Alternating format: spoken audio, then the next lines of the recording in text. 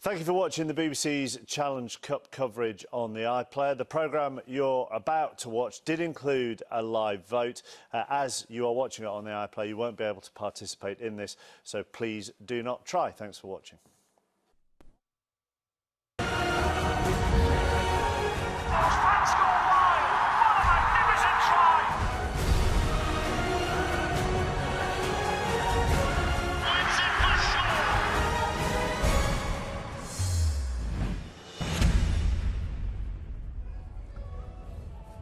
Good afternoon. Welcome to Huddersfield. The road to Wembley begins here with two of the game's great clubs hoping to lift the Tetley's Challenge Cup when we get to Wembley at the end of August. It's Huddersfield Giants against St Helens, and our kick-off is just under half an hour away. Plenty to talk about until kick-off as well. Former St Helens captain Paul Sculthorpe is in the studio with me, as is former Great Britain international Jonathan Davis.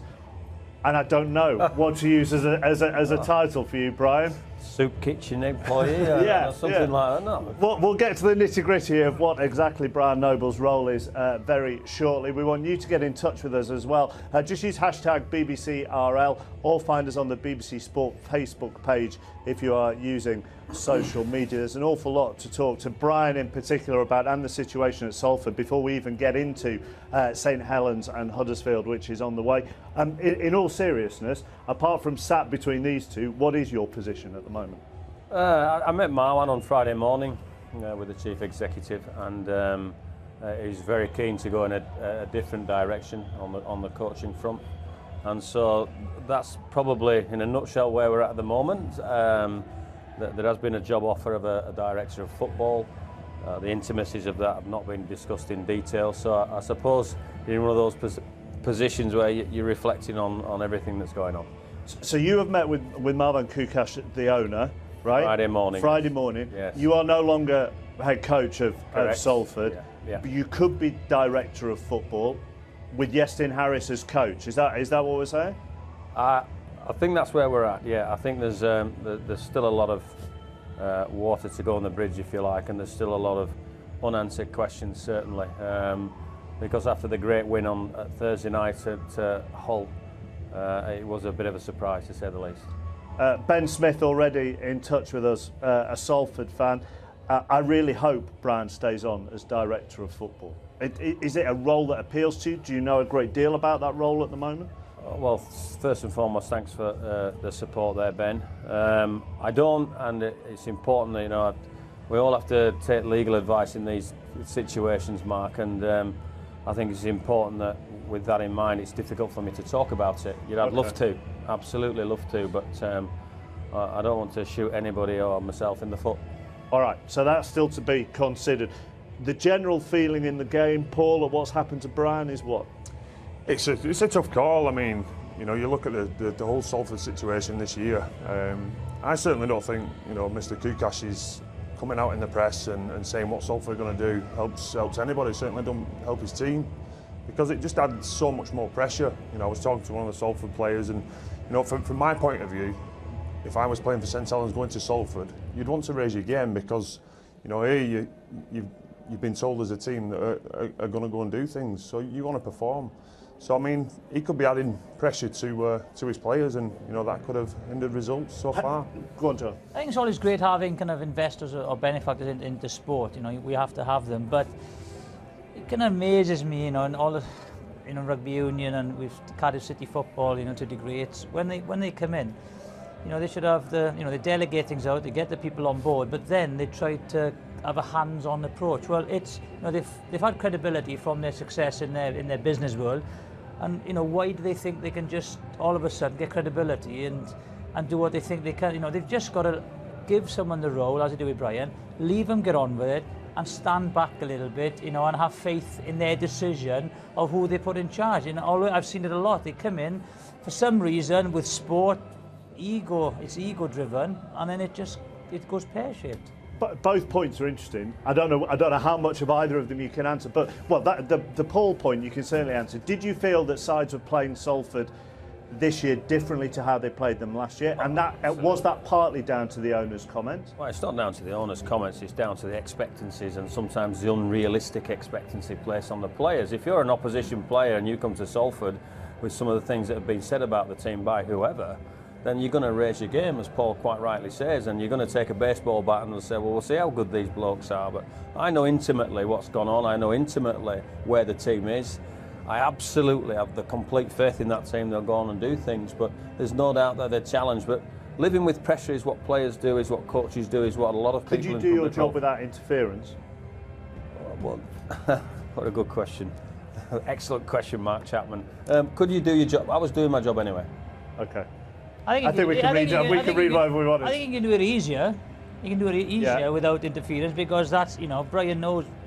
I'm not so much, in the rugby league all the time. It's not so much about interference. Anybody that puts not their reputations, but their money into a club and they own the club. Marwan owns the club. That's the same with a lot of the rugby league clubs. They deserve to have a say, absolutely, and they deserve to ask questions about what's going on and how the team are performing, and they deserve to have answers. Pressure is part and parcel of what we do, and part of the growing process in this new team with players from 12 different clubs with high expectancy levels.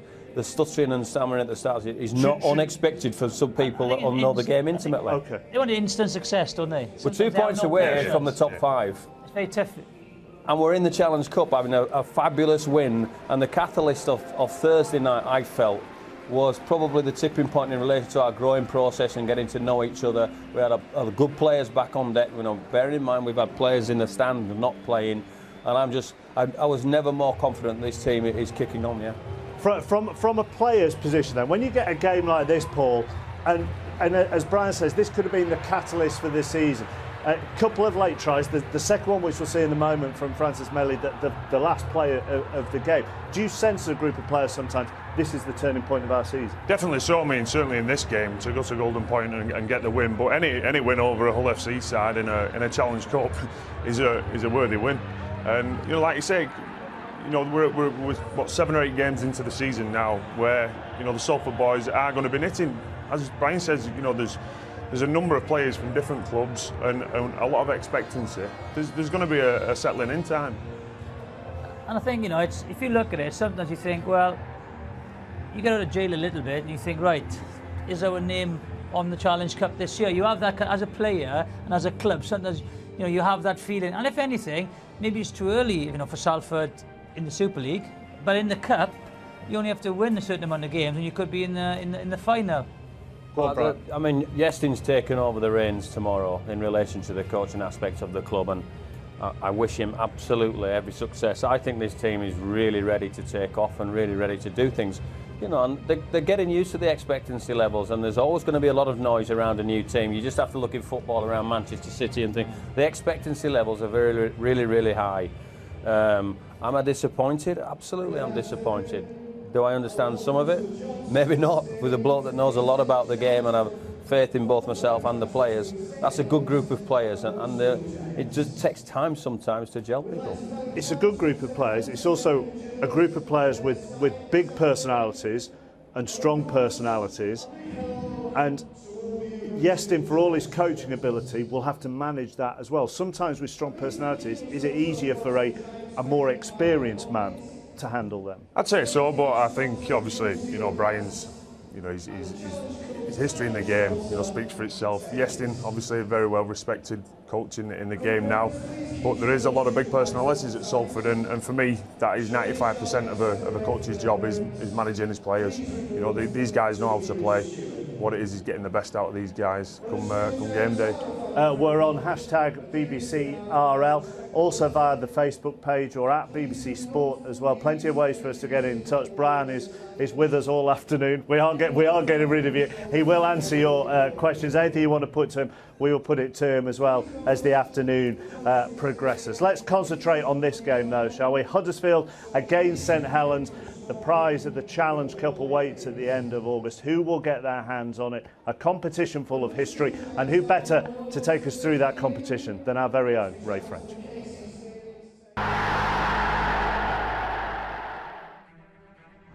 The long road to Wembley begins for these two historic clubs.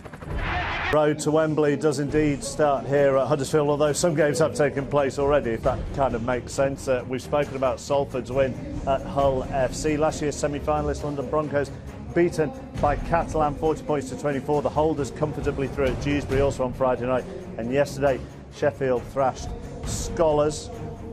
All the other games taking place today, every game bar the one here, kicks off at 2 o'clock. So by the time we get to the draw for the 5th round, you will know every side that has qualified. We are the final match to kick off this afternoon, and then once the final whistle has gone, Dave Woods will be in charge of the 5th round draw, so stay with us and you will see the 5th round draw for the Tetley's Challenge Cup straight after the game here at Huddersfield. As far as this game is concerned, Paul, are your former side favourites for you? I'd have to say so. Looking at the team sheet, obviously with my Saints hat on, great to see some of the injured players return, and no more so than Luke Walsh. You know, he's been outstanding for the club this year. I think it's what we've needed since the retirement of Sean Long. He's an out-and-out 7 who will lead the team round, and he's done a fantastic job of that this year. Obviously had a big influence on other players' games, but as much as his kicking game as well. You know, both field kicking and his outstanding goal kicking. If you could just turn around, we'd have a better. Oh, there you go. That's better. Are you surprised by how Saints have started this season, bro? No, not really. I think Nathan was given that element of time last year in remoulding the team. He's got them flowing. Their confidence at the start of the year is excellent, and the young players have stood up and gained from the experience of last year. But there's no doubt the addition of Luke Walsh has really helped them in relation to how they get around the park, how they kick the ball, how they manage games, and that's his specific job of what he's been brought in to do, and he's added his own little bit of flair as well, and that confidence aspect of what we're seeing is reflected in the league ladder here. I think also, it's a balance of youth and experience. If you look at St Helens, and a big pack of forwards, now a key half-back, and running around the field, so it looks a very well balanced side. Played 7, won 7. They kept that unbeaten record up, did Saints, against Leeds last weekend. Couple of fantastic tries by Tommy Makinson as well, Paul. Fantastic. He's been outstanding this season. Both him, Adam Swift on the other wing, and I think Johnny Lomax as well. The back three have they've added some genuine pace to the team as well this year, and just seem to be growing in confidence. Great vision off Johnny there for the kick across, and just the brains there of Tommy. It's a tough call whether you get that right bounce of the ball, but obviously he was running out of time with the touchline looming. But great finish, and it's such a big game against Leeds as well. There was such a wry smile from Jonathan when you said the brains, because it must be. It gives us an insight into how hard it is to tell yourself to wait for the right moment to pick up a bouncing ball. You just want to pick it up as soon as you can. Yeah. Because the longer it rolls and the touchdown is part of the touchdown is there, as we all know, the balls can bounce anyway. So it's just patience and just waiting for it. It took his time. The pace came off the ball a little bit. It was a great try. He's a great finisher, but also Johnny Lomax. I think he's a brilliant player because he's played in the half back. He reads the game so well, and his kicking game is good. He's a very, very fine player, Johnny plays, and great coming in from the back. Makinson said after the win against Leeds, they've got the best back line now of Saints. They've got that because pre-season everybody was saying Leeds, weren't they? He said they've got a better back line than Leeds. And I think that was a match-up last week. It was the Leeds back line against the Saints back line, and they came through in spades, didn't they, the Saints, and what was an unbelievable game, those of us that watched it. They're talented and they're quick and they're speedy, and the Huddersfield backline have a definite challenge in that respect this week. For all the fancy damn work of the back line, sometimes you can't beat the big bloke up front, can you, to get you out of your seat. None are bigger than that man there, Mossy Masao. And if you take a look at this piece now, John Wilkin, his St Helens teammate, who we sent along to interview him, does look like a small boy for the majority of this interview.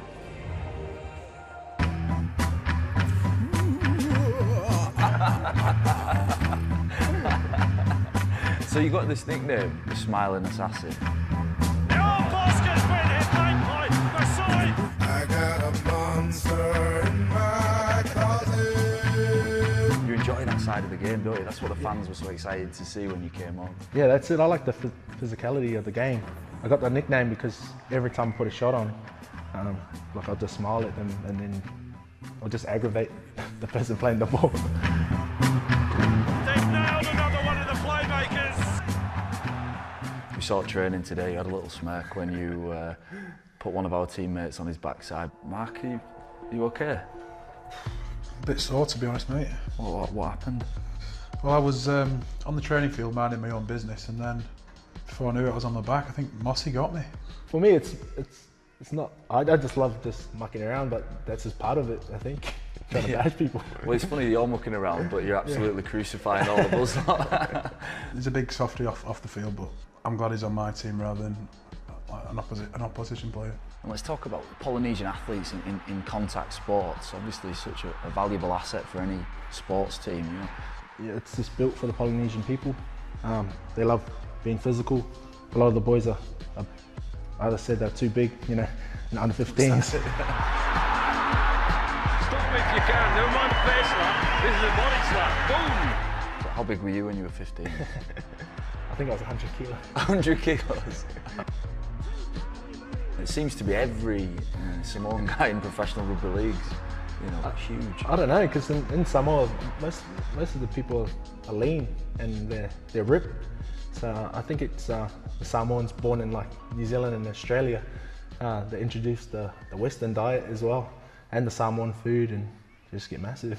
Do you like the Western food, Mossy? Yeah, I love it.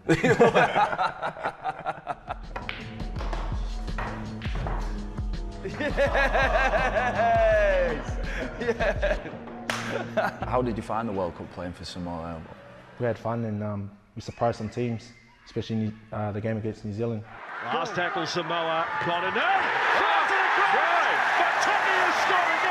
It was a great atmosphere, wasn't it? And was that part of the reason that you decided to come over to this country, you know, the difference in atmosphere to the NRL? Yeah, it's kind of like Green Street Hooligans kind of like atmosphere, like the people are crazy, they just love the game and they love supporting the teams. And it's funny because if you live in St Helens, you support St Helens, you can't support any other team. So how far off 100% are you, Mossy? What more can we expect? I think I'm probably tinkering on 80%. Right. Still got to get fitter and lose a bit of weight, but yeah. Just stay away from the Western, yeah, the Western diet. That's it. Stick to eating veggies. Good.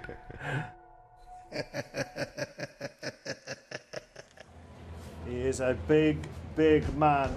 Huddersfield fans, I'm aware we haven't really spoken about your team yet. We will do very shortly. But Brian, take us through the St Helens team. Really exciting, speedy backline, led up by Johnny Lomax. Really, I think he's potential to be the best fullback in the game. And the two centres, two young, talented blokes. Jordan Turner has really set the competition on light this year, and watch out for him because they're claiming the title of best backline, and those two people are important. And there's the experience in the tank. Luke Walsh and Lance Ahaya, test player for New Zealand. They'll get the team around the field. They're the rudder. They're the important blokes in all of this equation. And what a front row. Grizzly Adams look-alike Kyler Moore with James Roby and Alex Walmsley. That's a big unit. They are big boys. And a back three of Sia Solola, Willie Manu, really talented international players, and Mark Flanagan coming in for the injured John Wilkin. A talented player in his own right and very similar type of player as well. And off the bench, some of the big blokes and an experienced man in Paul Wellens, one of the superstars of Super League, adding his guidance from the bench. And another big young fella, Joe Greenwood, and another big fella, Mossy Masoa, who we've just spoken about. I think you're being quite kind on John Wilkin there because he's injured, he's banned. Oh, he's banned as well, is he? A legendary coat hanger tackle that he got. He claims he's completely innocent. Let's look at one of the head-to-heads today. We've spoken about Luke Walsh, but Luke Walsh against Danny Brough, Jonathan, and how they manage their sides around the field will be crucial. Yeah, he's a great player, Danny Brough, and you know he's the catalyst for the Huddersfield side. And the one thing, you know, if you keep him quiet, generally you keep Huddersfield quiet. And that's why I think, you know, if you're the Huddersfield backline, you know, yeah, they're very young, the St Helens boys. You want to impose physically on the St Helens boys. But Danny Brough going forward, again, it's the forward pack. If they get momentum and they're on the front foot, you know, he's got everything. He takes the ball to the line. He's got a great kicking game. You know, the high kick, the bomb is very, very difficult to catch. So it's going to be a very, very good matchup. But as you said, you know, as Paul and Brian know, it's the platform that they lay for these two boys. Whoever gets the upper hand in the forward, you know, either Walsh or Brough there, and we'll have we'll have the dominant game. And the success from the goals. I mean, Luke Walsh only missed 3 this season. Is that something Saints have been missing as well? Definitely in the past few years, his goal kicking has been outstanding, and certainly coming to games like this against Huddersfield, you know, it could be all down to goal kicking. And you know, as it's a Challenge Cup, you only get one opportunity, so you've got to take them chances. I just think that he's got a little bit more help today as Danny Brough. Luke Robinson is in the halves, who's an experienced half, and Sean Lunt's come back into their team, who adds a lot around the number 9. They've had to use Robinson a heck of a lot in that dummy half position, which he will play again today. But if you take a little bit of pressure away from Danny Brough and let him do the things he can do, he can win a game single-handedly. St Helens know that, though. As well as the head-to-head, there's something else you need to keep an eye on this afternoon, and that is the hair-to-hair of Soliola against Big Earl Crabtree. He's properly flowing, is Earl today. Look at the bounce in that. Much more volume there was for Soliola until he's ruined this by getting it plattered for this game. It was massive, was that hair against Leeds last weekend. We've given both of them a style marking of 5. We'll say it's out of 5 as well. And we have done that because, let me tell you, they are both worth it. Let's hear from both coaches, Nathan Brown and Paul Anderson. Nathan, it's been a terrific start to the season. Last year was a bit of a season of transition. Why so consistent? Last year we obviously used a lot of rookies, and those same kids that are playing this year aren't. I suppose they're still young and got a lot of improvement in them just through playing. But I suppose last year, giving them an indication what Super League's about, they've all improved a fair bit. And obviously we've made some recruitment decisions which appear to be helping the team move forward as well. Paul, Huddersfield made massive progress last year, League Leaders Shield winners. It's been harder this season. Why? It's been a bit stuttery, and there's some reasons behind that, and some form and some poor decisions from us as well. But overall, there's only bar one game we've always been in positions to win games, and we just let ourselves down in the end. So it's just been a case of us and our attention has to stay for 80 minutes, not 40, 50, 60, 70. The game's 80 minutes, always has been and always will be, so that's what we have to do. You mentioned Luke Walsh before. Are you confident he's fully fit? Yeah, look, it would have been ideal for him to have a game coming into it. There's no doubt about that. But you know, a game of this importance, you want your halfback playing, and he seems to have covered all the tests he needed to cover and done enough training to get himself out there. And you know, he's a fit little guy, and you know, his time will be good, I'm sure. Do you do sentiment? You're coming back to your old place. Had some happy times here. Yeah, we had some great times here. You know, I was talking with the wife. You know, we had a bit over 3.5 years. The last sort of 4 or 5 weeks weren't the best. You know, the way it finished, and you know, I probably as a coach could have handled things a little better. I'm sure some of the players and other people in the organisation could have handled things a little differently. But you get that out of experience. But you know, the first 3.5 years were nothing but enjoyable and a great time. And you know, I've got some good friends still here, and some of the guys playing against us today, I'd like to think had a fair impact on their careers, and they had a fair impact on my coaching career as well. Good luck, Nathan. Thank you. Well, let's look at the guys who are playing against the St Helens team today. How do Huddersfield look to you, Brian? Big challenge. A lot of speed with Jody Broughton, Scott Griggs, dissimilar to Johnny Lomax, but no less effective on his day, and a powerhouse in McGilvray. Aaron Murphy here, he has the tough ask. He's a winger playing in the centre against a good, talented team. Joe Wardle I wouldn't have any problems with, but it's a big game here for Aaron Murphy. And these two on the day are as good as anybody else. Danny Brough certainly, he's been the man of steel, and we saw his exploits in the World Cup. But Luke Robinson will probably mix and match a little bit at dummy half and in the half back. And their front row, they're not small boys either. Earl Crabtree, Robbie Savage look-alike, with Sean Lunt running around, and Craig Kopczak's had a terrific season so far. And their back three have a big challenge today. I think this is the big matchup where they need to compete really well. Jason Chan, an accomplished international, Brett Ferris, a newly England international, and Michael Lawrenson. Chris Bailey, experienced half-back, he'll come and help with the direction, and David Fayumu, watch out for his stepping game when he comes off the bench. Kyle Wood again will play a little bit at the dummy half position. Antonio Kafusi, we talked about Mosi Masoa being a big bloke. He works the size of this fella as well. There are just big blokes everywhere, Brian. That's what you learn when you do rugby league. There is the Huddersfield Giants changing room. The man of steel, I think, is hidden in the corner at the moment. We can't get a great view of him. We've spoken about him already. Oh, there he is, right on cue. There he is. Let's hear from him. Here's Danny Brough.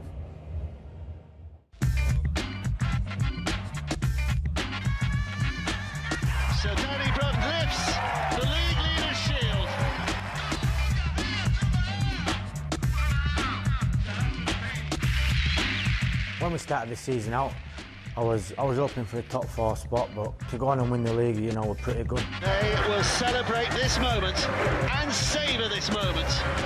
Obviously pleasing at the end of the season when I got the awards, but I put it down to, you know, when you play with good players, it makes you a better player, and that's this week. We've got the league leaders who are 7 out of 7 and playing pretty good rugby, so yeah, we'll be underdogs, but we have to go out and give everything we've got, and you can't hold anything back in this competition, because if you do, you know, you can't use it again this year, you'll be out. Wilkinson wins it for St Helens in the most spectacular of fashions. Well, Nathan Brown's very tactical and a very smart coach, and you know, I'm not saying Baloo's not, but Baloo focuses on the fundamentals of, you know, kick long, chase hard, get your tackles done, and you know, see what comes on back of that. Whereas Nathan Brown can, you know, pick little things up and, you know, have the smarts that, you know, some people don't have.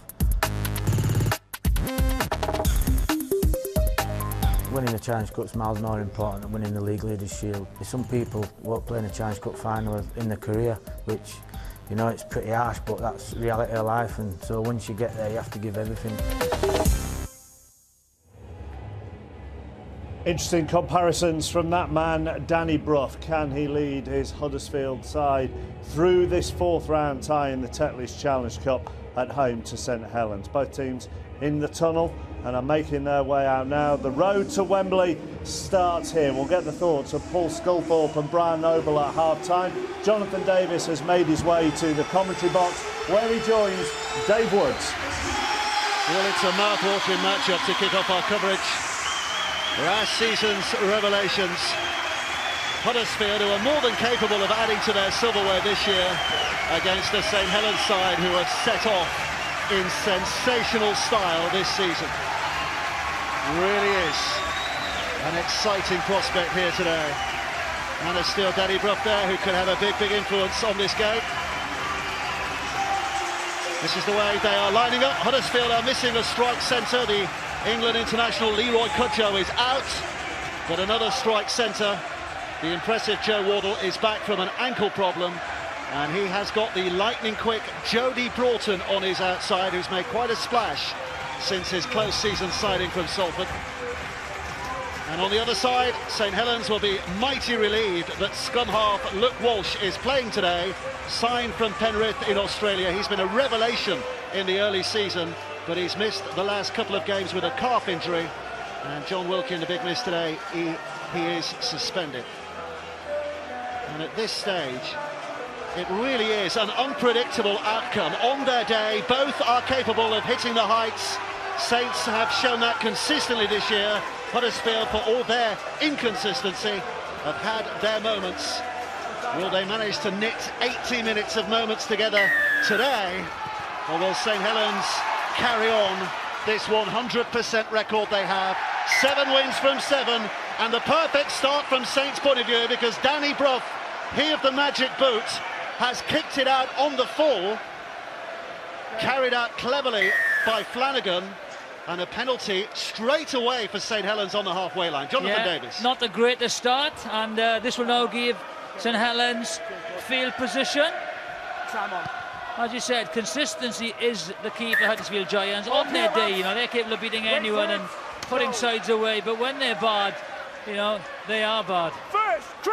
Well, they played superbly well against Wigan in the opening game of the season at the DW Stadium to win that match. They had terrific performance against Leeds as well here that ended in a draw. They might have snatched a victory that day, but otherwise they've been a little patchy. Not Saints, who've been burning away everything ahead of them.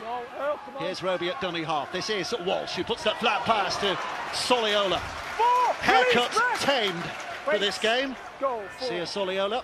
Roby, short pass, it hits the face, I think, of Alex Wormley, and bounces down, and Huddersfield survived that opening set. Yeah, I think very unlike James Roby.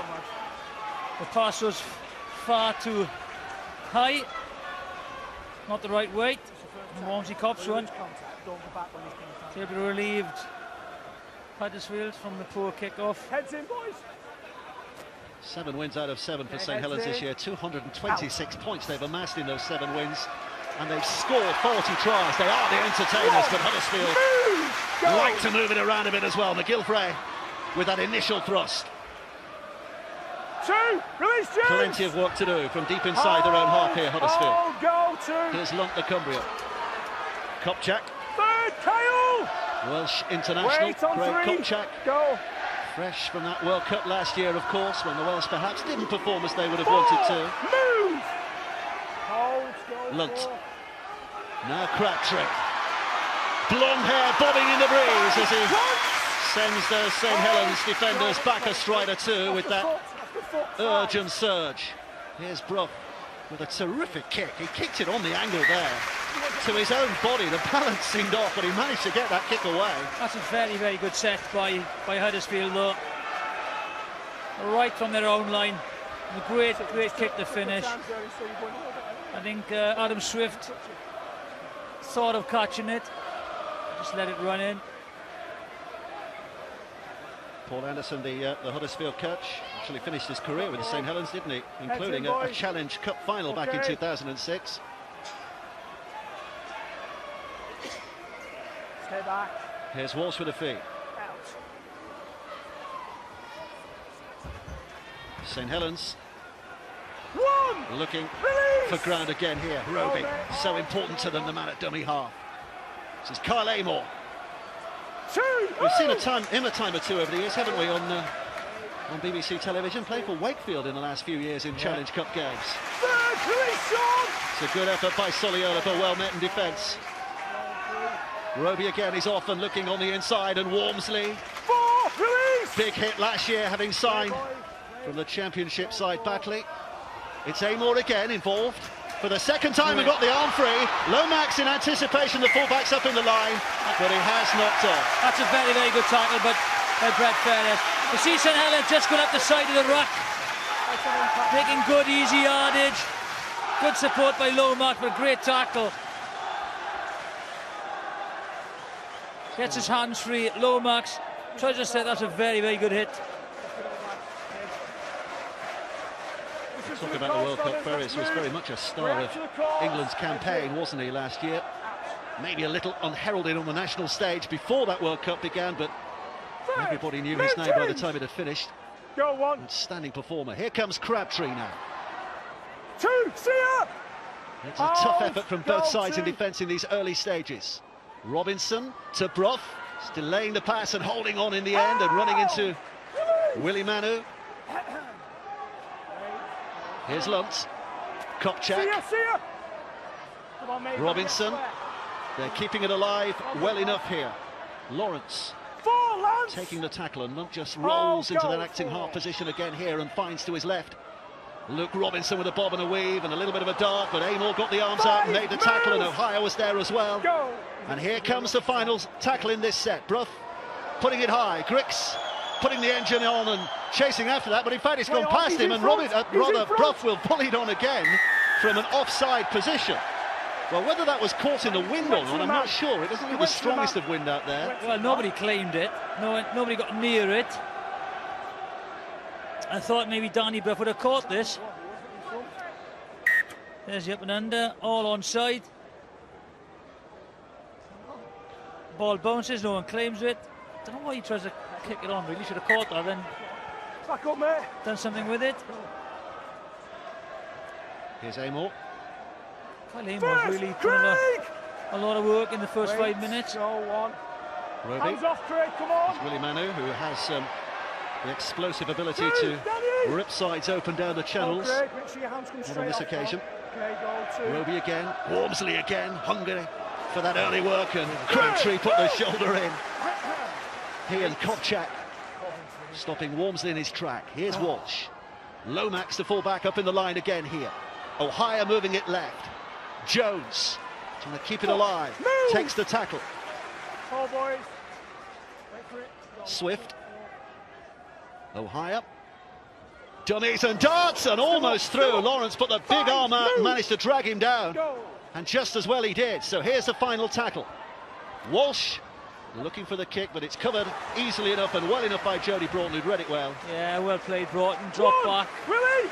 Very cleverly. Hold on, mate. I think Huddersfield will have to watch Johnny Lomax. See ya! He plays everywhere, he pops up, he comes in as a second receiver. Support play from the full-back is very, very good. Started life in the halves, didn't he, Johnny Lomax? Knows the game. But it's when he's been moved to full-back by his coach Nathan Brown that his potency has really come to absolute fruition. Here's Brough, high and hanging. Broughton with a chance to show a bit of speed here, Jody Broughton. And he's got plenty of that. Fastest man in Super League just a couple of years ago, officially. Here's Brough with a kick. And just asking a question or two of St Helens, but it wasn't the right question as it turned out. It's gone behind the dead ball line, and it will be a tap back on the 20. Just measured that incorrectly. A good play by Danny Brough. He's noticing that Tom Makinson is dropping back early in the tackle count. Releasing his winger.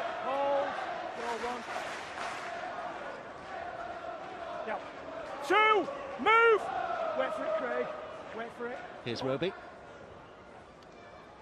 40. Walsh is behind the 40-metre line, so if this goes out of play, and it does beyond the 20, it's a 40-20 and an attacking scrum for St Helens. That's great variety.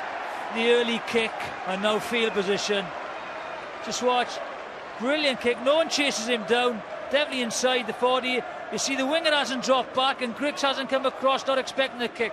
That's very, very good play by Luke Walsh. And for the sake of our casual viewers, kick from behind the 40 goes out of play behind the 20. It means that you get the head and feed and a chance for 6 tackles to hammer your opponent's line here. Yeah, you reward a quality kick. Let's move it on.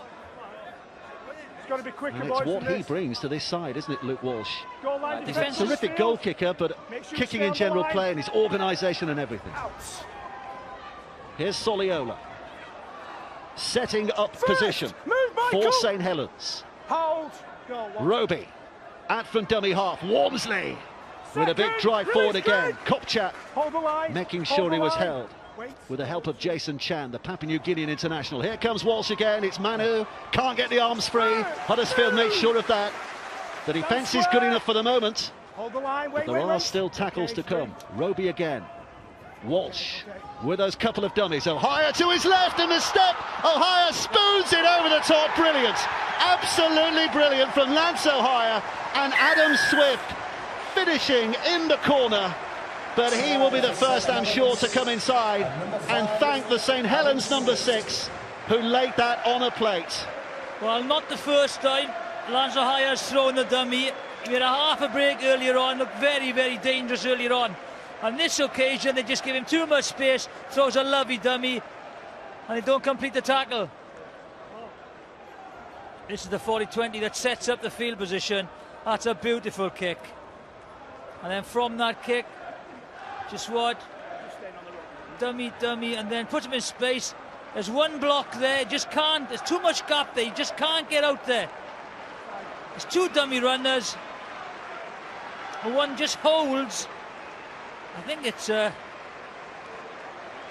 Chandler, isn't it? He gets held up in that defence. Just watch. There he is. Comes across a little bit too late. That's a lovely finish, easy finish. But Lance O'Hire.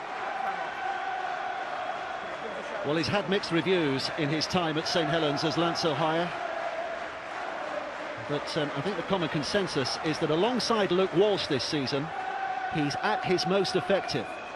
The New Zealand World Cup winner, of course, just a few years ago. And Luke Walsh, the man who's very much the heartbeat of this St Helens side, with a chance to turn 4 into 6. So let's hear from Brian Noble. Brian, what did you make of that try? Well, it's a brilliant play from Lance O'Hire. He goes through the hole that Jason Chan and Luke Robinson leave open for him. A little bit of a triangle there for him to run through and make a pass play to Swift. He still had to be passed, and with the right amount of weight and talent, and Swift had the easy job there. Great try. I think it'd be very interesting to see that at half-time, because just certainly held the focus of Chan, who's left a little bit of a gap. We saw Adam Swift making his debut a couple of years ago as well, if you might remember. I think Nathan Brown was our guest that day when St Helens were run very close by Widnes in a Challenge Cup tie. Here's O'Hire again. This is Soliola with a soft pass, and it was anything but a soft challenge that met the rampaging Kyle Amor, but he did well to shrug off the initial interest and get another couple of strides downfield. Soliola again is really busy in these early stages. This is Roby. See that Huddersfield leading the tackle count at the moment, which tells you the work they've had to do so far, but they'll be helped. Definitely working up either side of the ruck. Not sure if they done their homework, the easy yardage. Kyle Amor's having a very big start to the game. Okay, Luke, it's on you, pal. So Helens just looked a little bit sharper the first 10 minutes.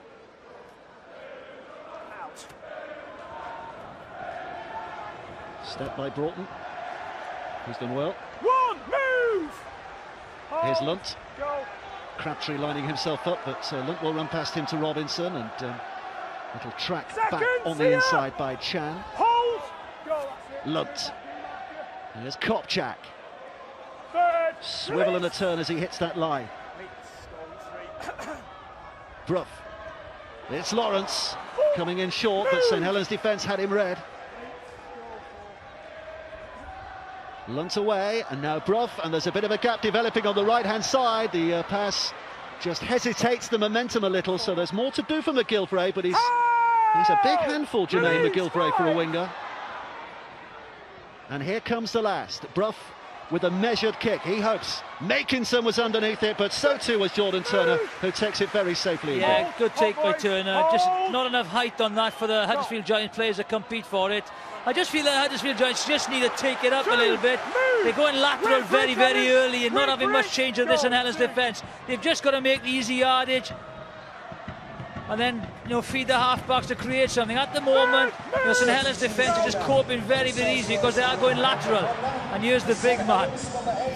12 times winners of the Challenge Cup, St Helens, the last of those in 2008. And they might feel they're on the track again here as Makinson puts the kick through. Turner takes it safely enough. Here comes O'Hire linking in. Roby in support. Manu off to Makinson. Makinson will finish. Another glittering, superb St Helens try. That is a great try again. Again, from the quick play of the ball by Masoa. He takes it up, as I was saying, and then they go wide. They spot the space on the right-hand side, the left-hand side of the Huddersfield defence. They wait the space for Makinson. And this is from the Masoa drive. There we are. They drop back. Broughton has dropped back, so the space is there. They get behind the kick. It's a lovely weighted kick. Ball comes inside. Lazahaya keeps it alive. Roby, simple pass. Makinson finishes it. That's a great, great try. There we are. There's the gap from the Broughton dropping back. They are onside. Turner picks it up. Lazahaya. Great support by Roby. Manu, Makinson try. It's a fairly straight finish by the standards that Tommy Makinson has set this season. He's scored some absolutely fabulous tries. It's the 9th try, by the way, 8 games in which he's played. The 9th try he's scored. And there's only one match he's failed to score in, and that was against the Salford Red Devils earlier this year. But he's scored against every opposition he's come against so far. The difference is, you've seen they've really, really done the hard yardage in Helens. The forwards have taken it up. Masoa there takes it up, quick play the ball, and then they go wide. You've always got to earn, the opportunity to go wide. Well, you can see the confidence absolutely pouring through St Helens at the moment. Hardly surprising given the start to the season they've had. Here's Luke Walsh. Missed with his first attempt. How good's the second? It's just going to drift wide again. So while St Helens remain in the ascendancy, 2 missed goals might yet prove a little costly. Brian Noble. What a brilliant St Helens try, and on the back of this quick play the ball from Mossy Masoa.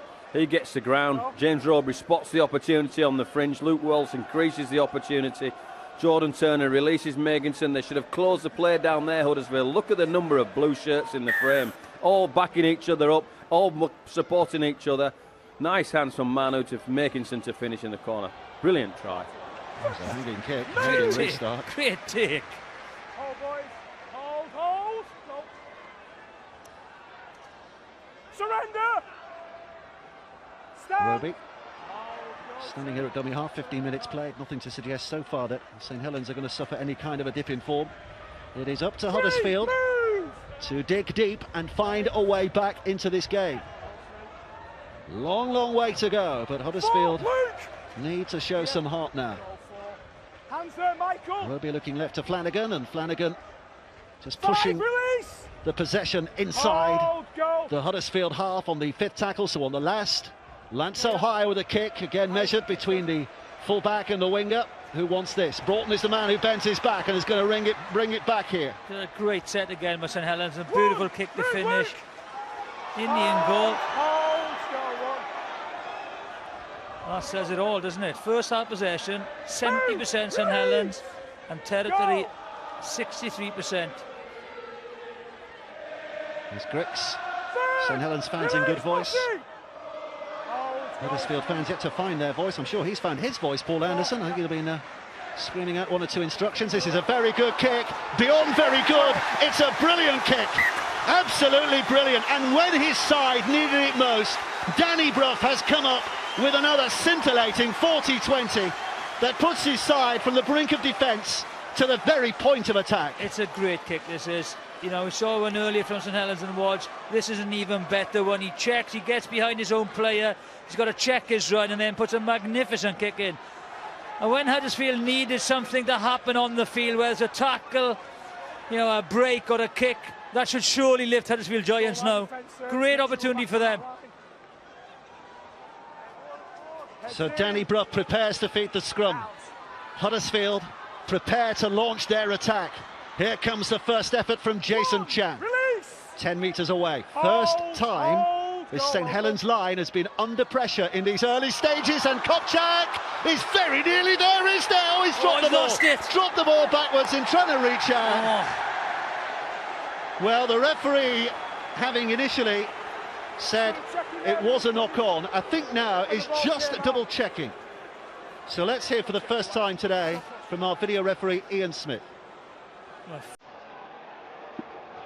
Yeah, we're looking how the ball came out of Craig Kopchak's hand.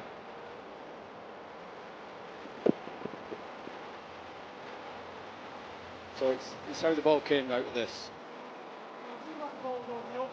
So he's got hold of it there.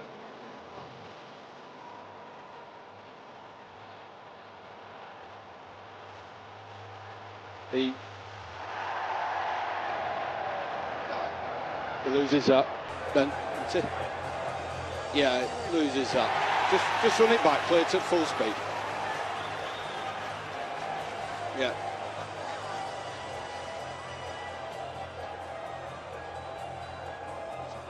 Knock on. Yeah, that's going to be a knock on in the field of play. That. So it's going to be no try. Scrum to St Helens. Well, there we get it. No try and a scrum to St Helens, but how close was that? Well, full marks to Sean Lunn. Yeah. For showing the alertness. Interesting call, actually. Very interesting call, because I thought that could have been a try. Because I thought the ball went back. The knock-on is given, though. Scrum St Helens. Well, those who are watching on the big screen here in Huddersfield colours were quite convinced that that was a try, but Ian Smith, the video referee, saying there was a knock-on there.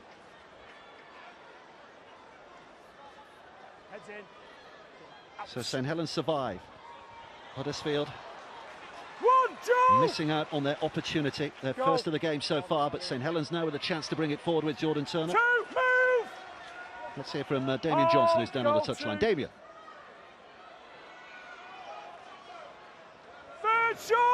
Got Anthony Lafranchi here, the St Helens player who didn't make the match day 17 today. You must be pretty pleased with what you've seen both in attack and defence from Saints. Yeah, it's been a good start, you know, obviously coming here to Huddersfield up against a quality Giants team. But we wanted to get off to a good start and we've done that. Thanks, Anton. Cheers. Oh, clutching hit on Mossy Massar, but he doesn't stay stopped, does he?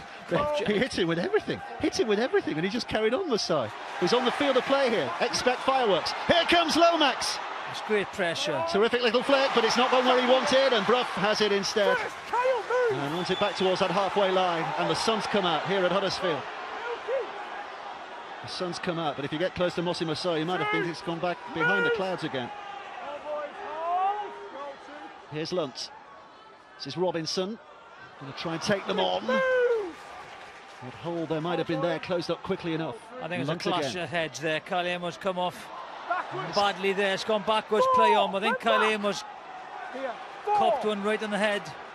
Huddersfield claiming it should have been another 6 with a St Helens touch, but the referee's not seen it that way, and Wardle had to reach and does well to take a very difficult pass. I think he's from Danny Brough. I think he's twisted his knee as well going down there, Kyle Amos. Here comes Brough with a kick. Swift is back there to defend it here. Oh, it's perfectly measured because Swift had to get up in the field of play, but he was tackled in mid-air by McGillvray. That is a great kick and a great catch by Swift. This ball is drifting away from him. He's taken in the air. That's a great take as well. And the inch-perfect nature of that, because had it not been for the mid-air tackle, had he taken it in the field of play, he'd had to do something about it, and defence was right on top of him. If it had just gone another yard or two, it's in the in-goal area, and it's a tap back on the 20, so the absolute accuracy of that kick was spot on. Yeah, just a shame he took him in the air, really, because that would have been a good position for Huddersfield Giants.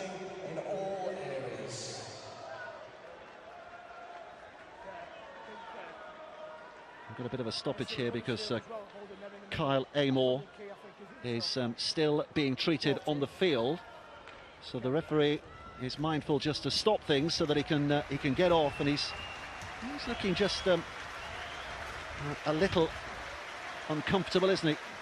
Whether it's one he can run off in the next few minutes, we'll have to wait and see, but he'll do that on the sidelines. Yeah, this is a tackle. I think it's a clash of heads first of all, but then his leg just gets caught under the Huddersfield player and then twists his knee.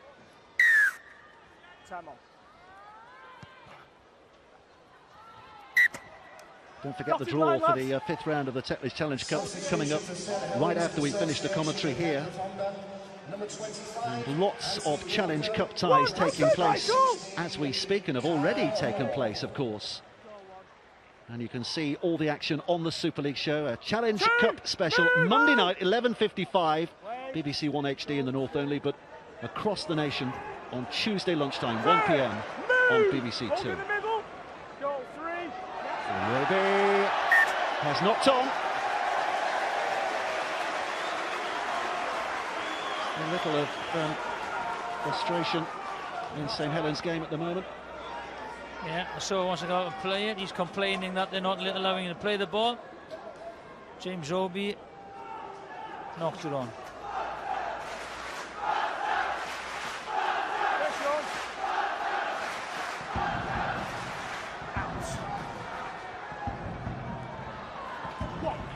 There's Murphy. Go. Lawrence. I think St Helens, have been so dominant. First 20 minutes, we haven't seen much of the Huddersfield Giants' backs at all. This should be an opportunity. Robinson with a short pass, and the usually impressive Brett Ferris put down on the 20-metre mark. Brough across the line again. Robinson. Here's Grix. Going lateral at the moment. St Helens defence squeezing up. Here comes Brough. Crabtree. They were waiting for him, and that was the 5th. So with a try line inside, Huddersfield have one more dig in this set, and Robinson will put the kick towards that right-hand side. McGillvray has to reach it. It went forward. Oh, the referee says it went backwards. I thought it went forward onto the head of Swift. It's still play on. The kick into the in-goal area is not bad because Lomax has to deal with it, steps out of play, and a drop out underneath the sticks. Yeah, good little kick to finish the set off. Like you said, Dave, they're not having much change out of the St Helens defence. This is a little kick with Chan. No option for Lomax. It's a good, cool kick in the end, wasn't it? That little rolled ball into the in-goal area, which, all things being equal, gives Huddersfield possession back again here, as long as they're tidy in the catch, and they are.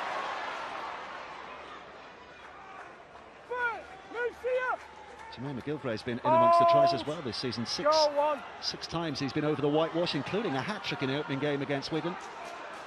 He's one of those who was being talked about as a potential England winger in the build-up to the World Cup last year. Here's Lunt to Robinson, to Brough, and then Ferris. And the man ran in front of him, and it's frustration for Ferris because Wardle, having run in front of him, has given away the penalty for obstruction. I think they've got to, they've just got to make the hard yards first. It's just not happening for them. On his foot, go. Seems to be the fashionable penalty of the season, that, so far. One, move, Brett. Just some news about the St Helens prop, Kyle Amor, who's, you might see a shot of him on the bike. He's taking a bang to the left knee, right in the point of the knee, rather painful. He's trying to loosen the joint and hopes to get back on, hopefully very shortly. It's Mossy Masai. Release. And wait. Goal 3. Roby. Manu. Oh, lovely Great hands ball from him and Makinson. Again, a chip back on the inside with Jordan Turner in support, but Jody Broughton drops on it. Makes it all safe for Huddersfield again. And again, they've noticed that Jody Broughton is dropping back, utilising the extra man on the right-hand side. Chan. Third, once. Hold. Goal 3. Good step. Good effort, wasn't it, David Fayuma? Noble pointed out the fact that he's a real stepper, Fayuma, when he comes on, and Brough again with a big searching kick downfield, just looking and hoping to put St Helens on the back foot, but an extra spin on it takes it out of play for a tap back on the 20.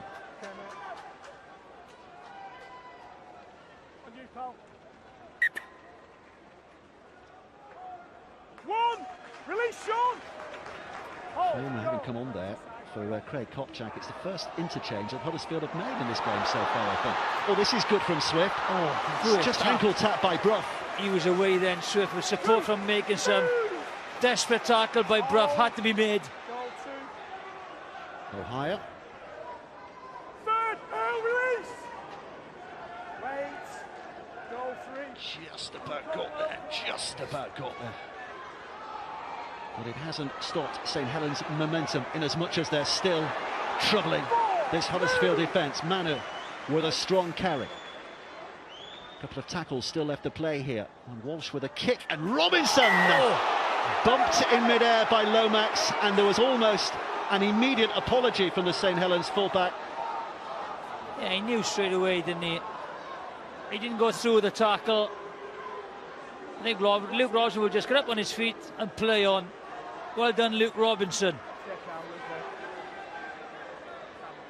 He's a tough little character, isn't he, Luke Robinson? Lovely chip, but Luke Robinson reads it very, very well. He goes in. I could, Lomax realised straight away what he was doing, didn't he? And as you said, he pulled out. He could have had a card, but I think it's the right decision, and well played this man, Luke Robinson. Just gets up, gets on with it. No dramas or diving. It's also a relieving penalty from Huddersfield's point of view, because gives them an extra 20 yards before they have to start the muscular stuff which is provided in the first instance by Chan, who's tried to play it early here, and will get a penalty for the rolling and pushing that was going on. So back-to-back penalties here for Huddersfield. Yeah, Flanagan. Soriola pushes him over. Well, not sure about that kick. Hands straight off, boys. Come on. Go. Shot again. Move. Go. Here's Lunt. Fayumu keeping them guessing right up to the last moment of impact before he chooses the direction he wants to go.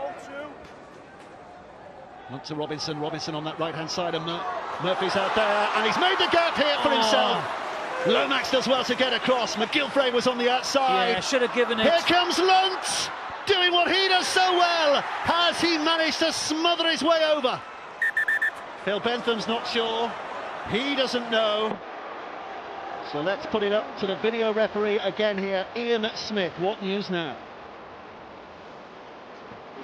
We're checking the ground in. Just Sean Lunt, get it down on the ground.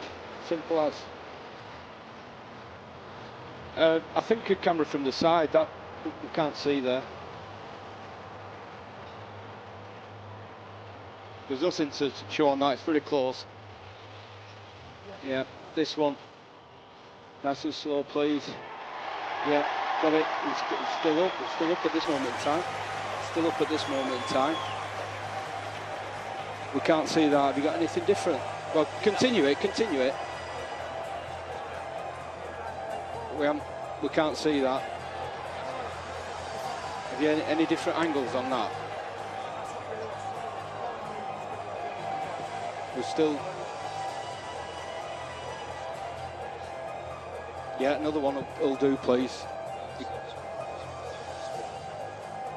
Clint, have you seen anything when you got the? Sorry, Joe Cobb. Right. When I got there, it definitely wasn't grounded. It wasn't grounded when you got there, Phil. So it's not grounded. Right. At this moment in time, with no proof that it's grounded, that doesn't mean to say we can disallow it on that. But there's got to be enough evidence. Yeah, we've got this one. Nice. Yeah, if you can. Well, this one here will probably be the better one. Yeah. We're still waiting, Phil. We've not got the best replays yet, mate. We're just getting there. So nice and steady, nice and slow. There. The ball's on the ground there, and he definitely wasn't pushed back because you can see that he's over the line with his body. So just nice and steady, just slow it down there. Keep going, keep going, keep going, keep going. I'm happy that his left hand is on the ball there. There's enough there. Yeah, no problem. So we're still going. Yeah, look, his hands on the ball. His hands on the ball. Yeah, that's a try. That definite try. Yeah, certainly benefited the doubt.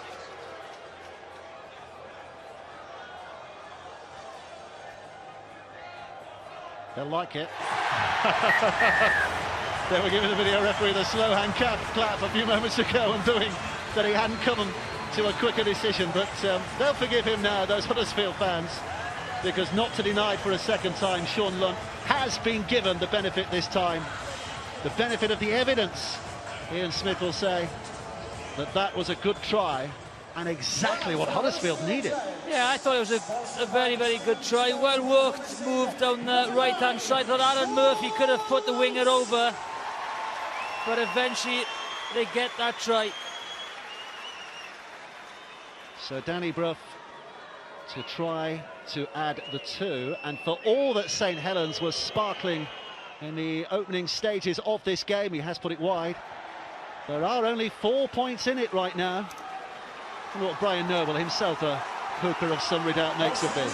Well, he's a special player, Sean Lunt, and you just sniff that play. You see Lomax jumping out of dummy half there. He saw the opportunity, and wow, you've got to watch out when Sean Lunt's around.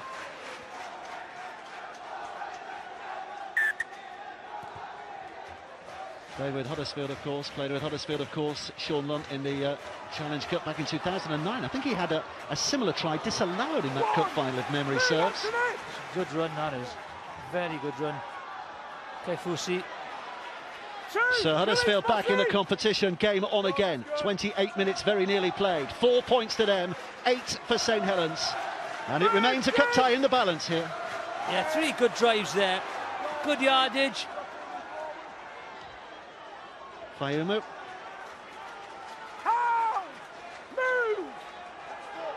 Here's Lunt.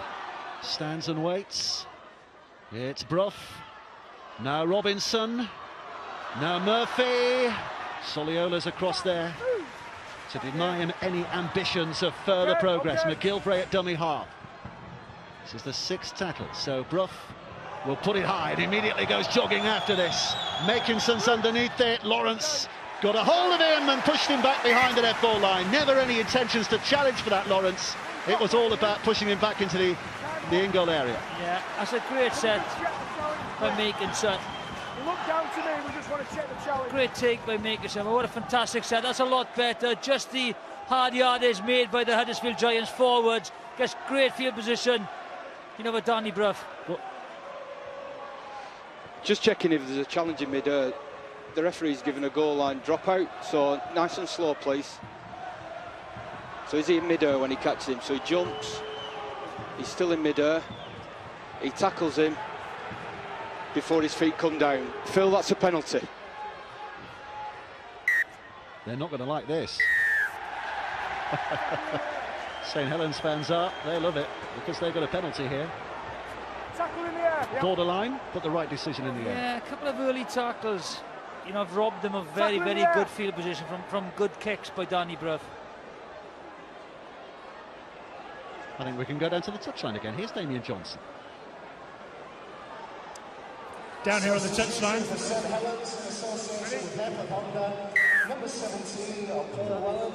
Got confirmation. Down here on the touchline, I've got Jacob Fairbank from a famous rugby league family. You may remember Carl, his uncle, played for Bradford Northern all those years ago. I sense there's a spring in the step of this Bradford team now. Huddersfield team, sorry. Yeah, it's just what we need now. Big set of 6 now, and hopefully we can kick off from what we've just got. Terrific try from Sean Lunt, great upper body strength. Yeah, it's good. He always pulls one out back for the show. Thanks a lot. And wait. Here's Roby. Goal 3. Roby. Move. Hold. Shot. Here's Walsh. He's back. He's back. He got an injured knee, but he's okay now. Release. Kyle Amor. Square Antonio. Goal. They're nibbling at the yards here rather than rampaging downfield, St Helens. So Walsh puts the kick high, Grix puts the arms out, catches it safely enough. McGilvray looking for a big return, but Walmsley's right up there. Wellens right up there in his face to make the tackle. Release Anthony. Go. Robinson. A little bit of a slip from Lawrence. Yep. Stand.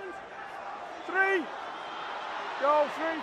Surrender, then you move it Latest score, by the way, Halifax 10, Widnes 6. My word, that would be an upset. 2 o'clock kickoff there, so there's a long way to go. Hulkington Rovers 14, Warrington 10.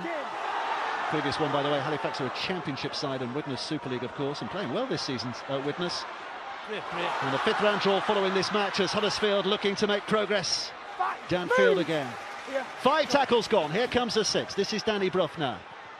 And again, it's one of those corkscrew type kicks of his, which Josh Jones watches out of play for a tap back on the 20. Just overcooked a couple of kicks, Danny Brough. But they're getting some good yardage. Opportunities down the right-hand side. That's a lot better now, isn't it? First up possession has changed. They've dominated the last 10 minutes. Huddersfield field position. Haven't given penalties away. Kept on possession. They're back in the game. Second, Michael. Roby.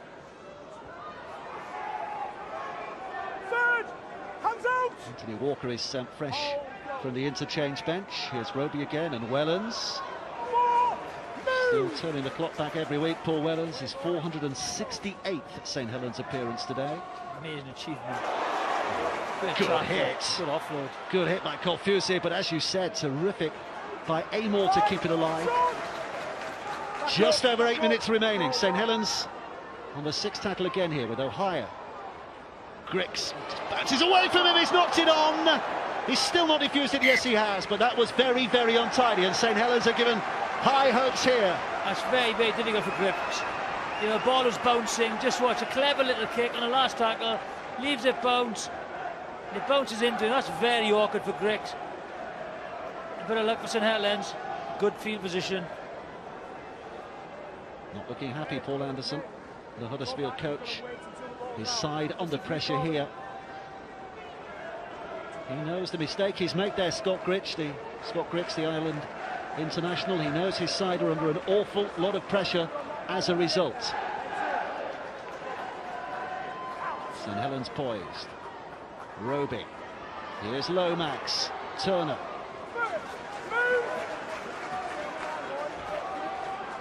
Roby again. And then this right-hand side where Lomax was waiting, but Danny Brough read that well. Well played, Danny Brough. Release, Danny. Flying out of the defensive line. Don't hold him in. Don't hold him in. Not even a millisecond of thinking time for Lomax. He is like an extra halfback, isn't he, playing a full-back Lomax? As you said, he's played there a lot. Just reads the game so well. Roby. Oh, it bounces off Walsh. And Ferris dives in and claims it. The referee has a good peer and says, yep, Huddersfield's ball. And that's a big lift, a big let-off for the Huddersfield Giants. That's good pressure from the Giants.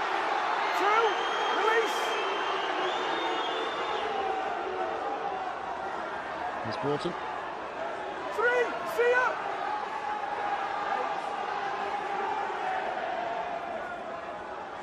Antonio Corfusi. I think they made a difference, haven't they? The Huddersfield Giants bench.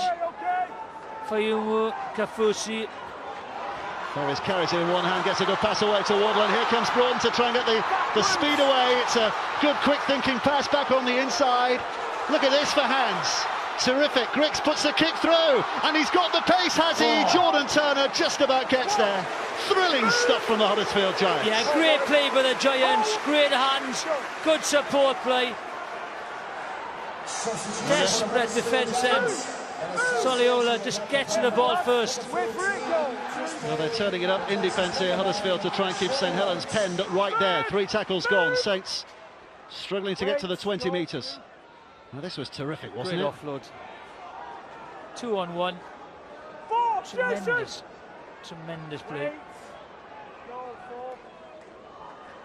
Wellens. 5, hands out, Chris! Started as a scrum half, of course, Paul Wellens, but will be remembered as one of the great fullbacks of his generation. Great take. McGilvray. 1, okay, James!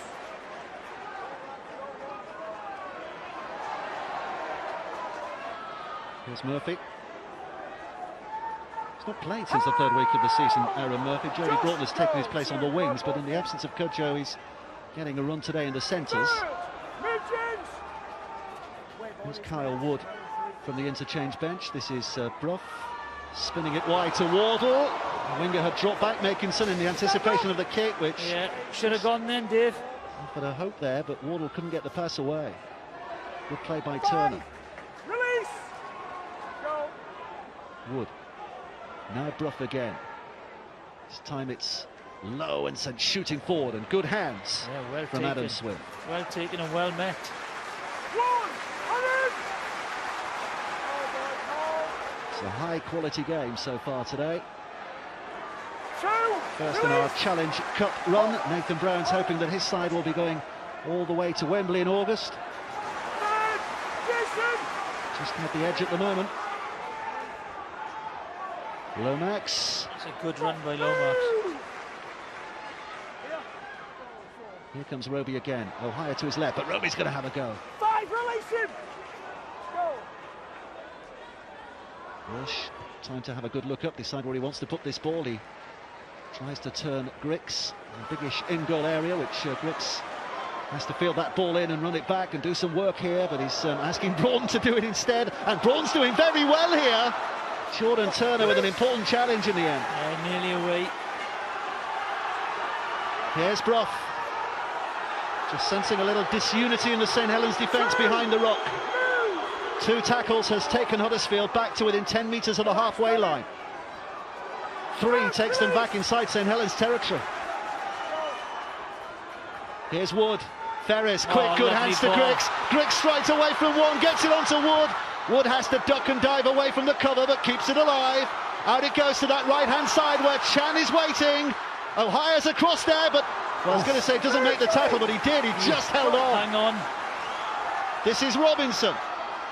Murphy reaching for the line. Doesn't quite get there on tackle 5. They've gone the length of the field. In 5 beats of the drum, but here comes the last. Robinson's kick. Turner, Wardle will score! It was a mid-air battle between Wardle and Turner, and the young Huddersfield centre wins out.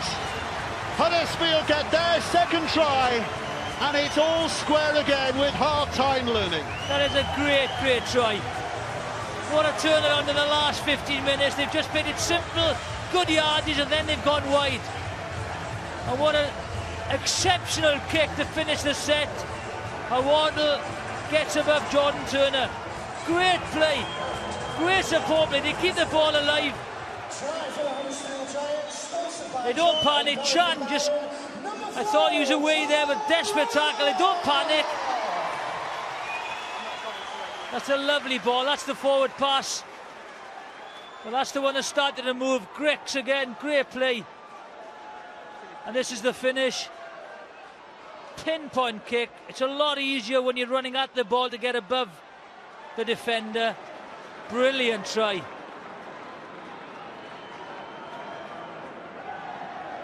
He likes this competition, Joe Wardle. He made his debut for Bradford, his previous club in this competition. And in the meantime, the kick from Danny Brough is successful, and it means that Huddersfield, with near certainty, are going to go into the break with a lead by 10 points to 8. I certainly turned it on. I said the impact off the bench has been very, very good. Fayumu, Wood, Kaifusi played a big part in the turnaround of fortunes in the last 15-20 minutes. Well, we've got a minute of the first half remaining, and when St Helens led by 8 points to 0 with 14 minutes gone, I think the expectations were there of a big score in Saints' favour, the way the game started. But Huddersfield really have dug deep and got themselves not just back into this competition, but ahead in this competition. Yeah, they're too good a side, aren't they, Giants? As I said before the game, when they're good, they are very, very good. But when they're bad, you know, they seem very, very flat. And that was the case in the first, 10, 15 minutes. Now it's a totally different side. Well, they're looking for more. Here's chance. St Helens have got a job on here to try and keep this Huddersfield enthusiasm boxed up, and they're helped by the knock-on. Sure if we'll get the scrum here, because there are only about 9 seconds left to play. And again, they have done very well going down the right-hand side. Tremendous first half. If there's a game of two halves in the first half, that was certainly it. St Helens dominant in the first 20, Huddersfield Giants dominant in the second 20. Let's hear what Earl Crabtree has to say all about that at the end of that first half. He's with Damien Johnson. Yes, Earl's with me. What's your assessment of the way Huddersfield fought back, Earl? Yeah, fantastic. I think the boys ripped in at the back end. They started to tire a little bit. They were winning the battle at the beginning, but as the game went on, they started falling off a few tackles. Hopefully that energy will bite them in the backside a little bit later on. Thanks, Earl. Paul Wellens is with me too. Paul, disappointed the way you let Huddersfield back in? Poor finish to the first half, sorry. It's probably our time's coming at a good time for us really to get back in the sheds and regroup. It's pretty tough and tight. It's tough out there, yeah, as you would expect against quality opposition, but we're still in there with a chance, so we'll keep fighting. Thanks, Paul.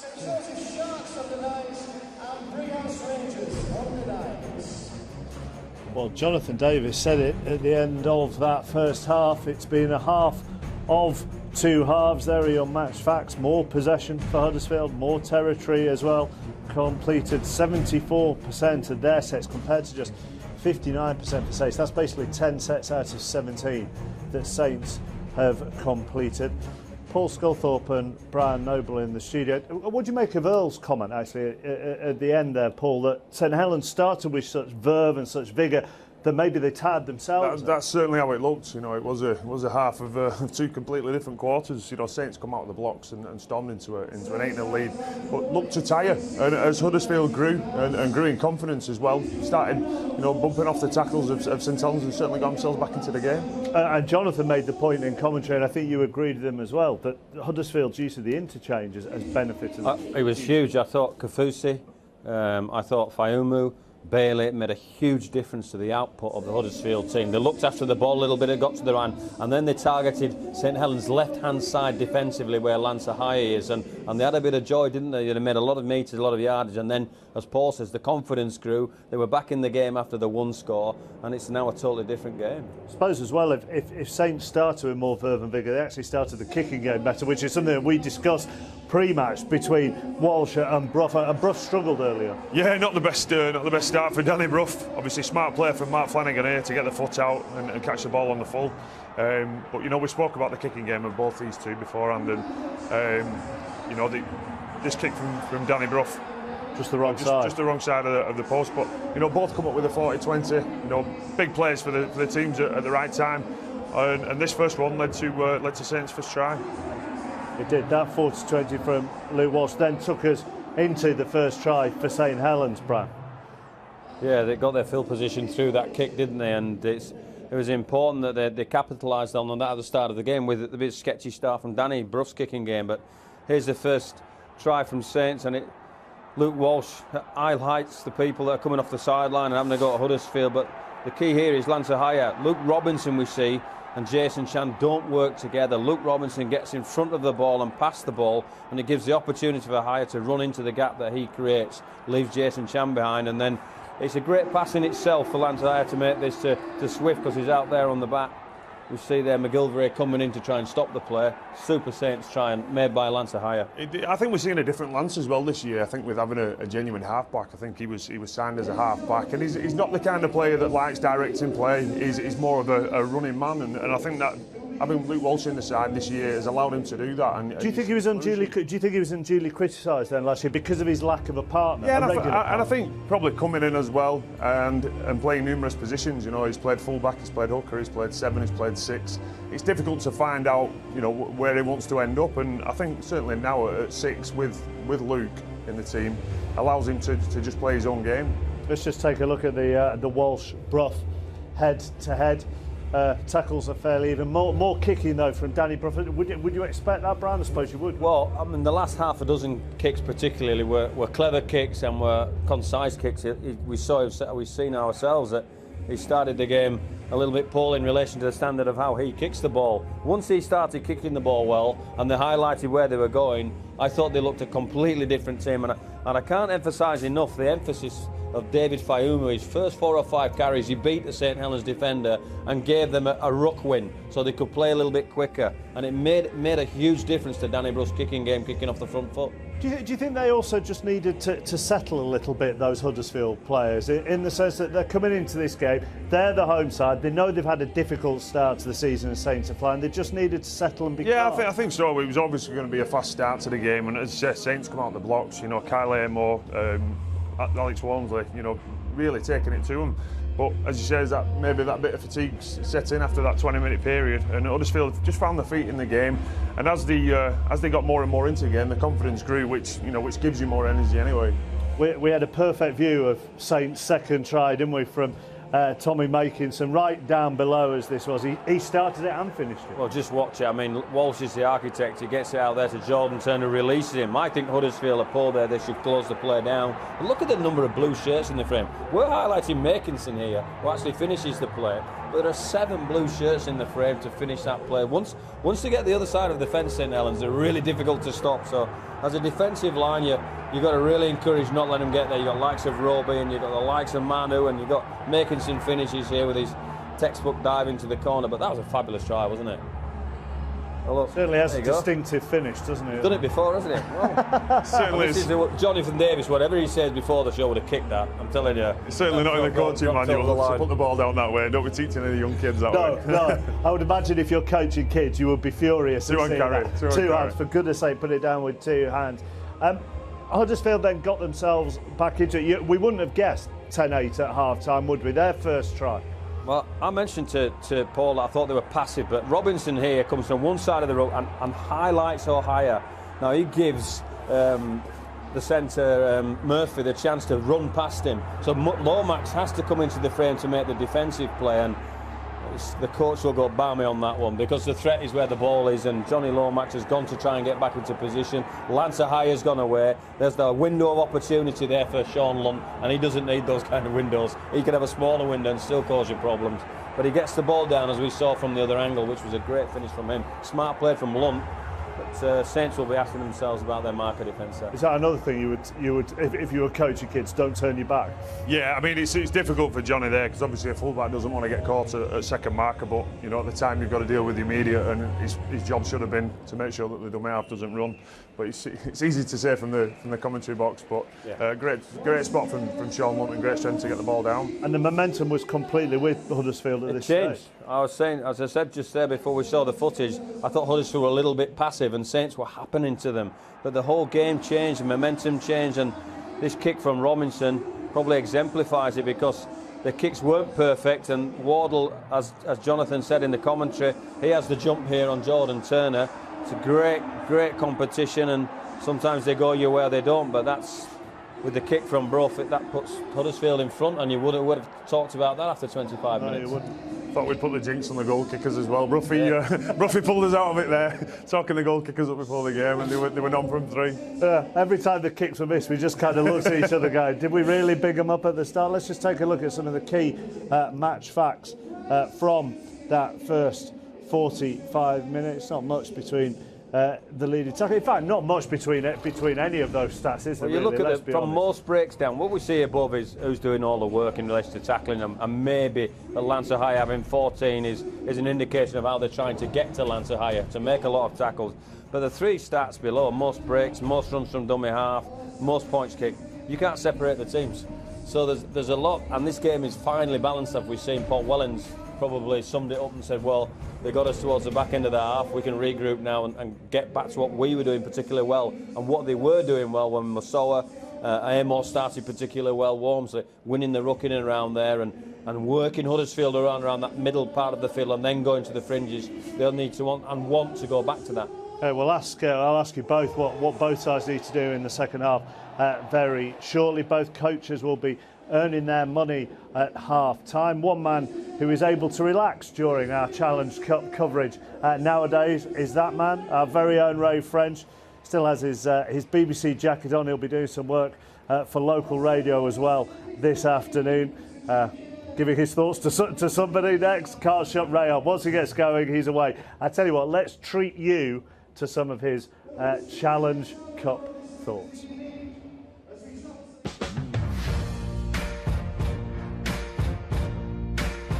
My first ever trip to Wembley for the Challenge Cup final was as a youngster, 1953. My dad and some of his mates had arranged a steam train to take virtually all of the United Glass bottle workers down for the match. Saturday morning, Buckingham Palace, Leicester Square, Piccadilly, we had to see all the sights until finally we reached this famous place, Wembley. Saints, the favourites, red hot favourites. But Huddersfield did them. The problem for Saints was a 19 years old half-back called Peter Ramsden. He actually celebrated his birthday at that match, won the Lance Todd, became the youngest ever Lance Todd Trophy winner. But it was his 2 tries that really put Huddersfield on the way to victory. His first try in the 29th minute was probably one of the most contentious tries ever scored at Wembley. To this date in St Helens, it is still referred to as a double movement. St Helens had pulled back. Steve Llewellyn, the Welshman, had scored a wonderful try down the wing. Langfield, the Saints scrum half, had also dropped a then 2-point drop goal. It was level, 10 apiece, 5 minutes to go. Who did the trick? Peter Ramsden again. And Huddersfield ran out the winners, 15-10. At the end of the match, I cried my eyes out. And my dad put his arm around me. He said, "Ray, don't worry, you'll be back and you'll win." And I was, and I did. Beautiful. Plenty more of Ray's Challenge Cup memories throughout the course of the season. This is what's happening in the 4th round of the Tetley's Challenge Cup at the moment. Castleford winning at Batley, Bradford easily leading Oldham, Doncaster and Featherstone. Also a surprise could be happening at Halifax. They lead Widnes of the Super League. Widnes in 4th, had a great start to the season, only being beaten once. They're losing 10-6 at Halifax. Cracking game at Hull KR, just a couple of points in it between themselves and Warrington. Hunslet and Keighley are winning. Lear up at Rochdale. Swinton 22-18 at York. It would be fair to say, I think, that Leeds are going to be in the hat for the 5th round. They are thrashing Wakefield at the moment, and that draw for the 5th round follows the full-time whistle here at Huddersfield. Dave Woods will be in charge of it. You will find out who your side gets at the conclusion of this game. And you can see all the highlights from all of those games on the Super League show. If you live in the north, you can see it on BBC One on Monday evening at 5 to midnight, across the country on BBC Two Tuesday lunchtime at 1 o'clock. And when we look at that Saints dressing room, what will Nathan Brown be saying to them? I think to get back to what they were doing, right in the first 20 minutes, complete them sets, get the good kicking game. Let's turn the arm wrestle, let's get Huddersfield coming off their line in defence. I think get the aggression back. Stop getting bumped off by the Huddersfield players and stop the offloads. How difficult is it when you've started with the momentum and then you lose it to get it back. Can half-time be a help? I think half-time has come at a good time for St Helens. Like they say, they can regroup, they can have a breather, and hopefully start the second half how they started the first. And from a Paul Anderson point of view, then Brian, what? I mean, more of the same. I'm assuming that's all he's got to say, is it? You took the words out of my mouth. I was probably just about to say that, but I think their footwork at the line really helped them get some ruck wins. That means speed of the play of the ball helped their game, allowed them to kick better, and allowed them to promote the ball to the fringes better. So I think Paul would have reinforced that message about not waiting for St Helens to come towards them. They took different steps and different stride patterns when they certainly had a lot better field position. So they'll be confident, but all bets are off because both teams will be starting again this second half and putting their plans into place as to how they wanted to play at the start. Well, we're quite often guilty in the media of overhyping everything, the minutest thing, but given how they've started this season, how big a 40 minutes is this ahead for Huddersfield? It's obviously this will have been one of their goals from the start of the year was pinpointing a Challenge Cup win, and very much the same going in at half time. So it's massive for their season and for Saints. You know, for both teams, this would have been one of the main targets of the year. Because one of the things I think they've spoken about as well is that they've struggled a bit, haven't they, with the expectation of being the Shield winners. That then they are here to be shot at. And it's that trapdoor element of this competition. You can't afford to make any mistakes, but you treat it a little bit separately. Yeah, there's a lot of expectation on St Helens as well. We've not spoken about that because they're leaguers. But they've dealt with that over the years. Yes, but this is a new team with a new half-back partnership that's been untested. I suppose the aspect of test for St Helens is that they've won 7 and they haven't been under pressure in a tight game like this. I think it's who reacts to the pressure the better this second half. Saints are out, as you can see, still waiting for Huddersfield to come out. John Wilkin either should be playing or should be part of our team. He's neither. He's talking to Damien. John, how did the conversation go at half-time in the Saints dressing room? I think we're very pleased with how we started the game. First 20 minutes, obviously, we were on top. I thought we really let the speed of the game fall in Huddersfield's favour, and by the back end of the first half, you know, they were controlling the speed of the game, playing the ball very quickly, and it caused us a few problems. So we're just looking to wrestle some control back, make sure our contact's great and our ruck defence is spot on. What's needed to break the game open, do you think? I think we just need to take our opportunities. Our opportunities will come when you've got Luke Walsh in your team. Opportunities will come. It's for our outside backs to take those opportunities. Thanks, John. To the commentary box, Dave Woods. There's a fine drizzle falling at the moment as well.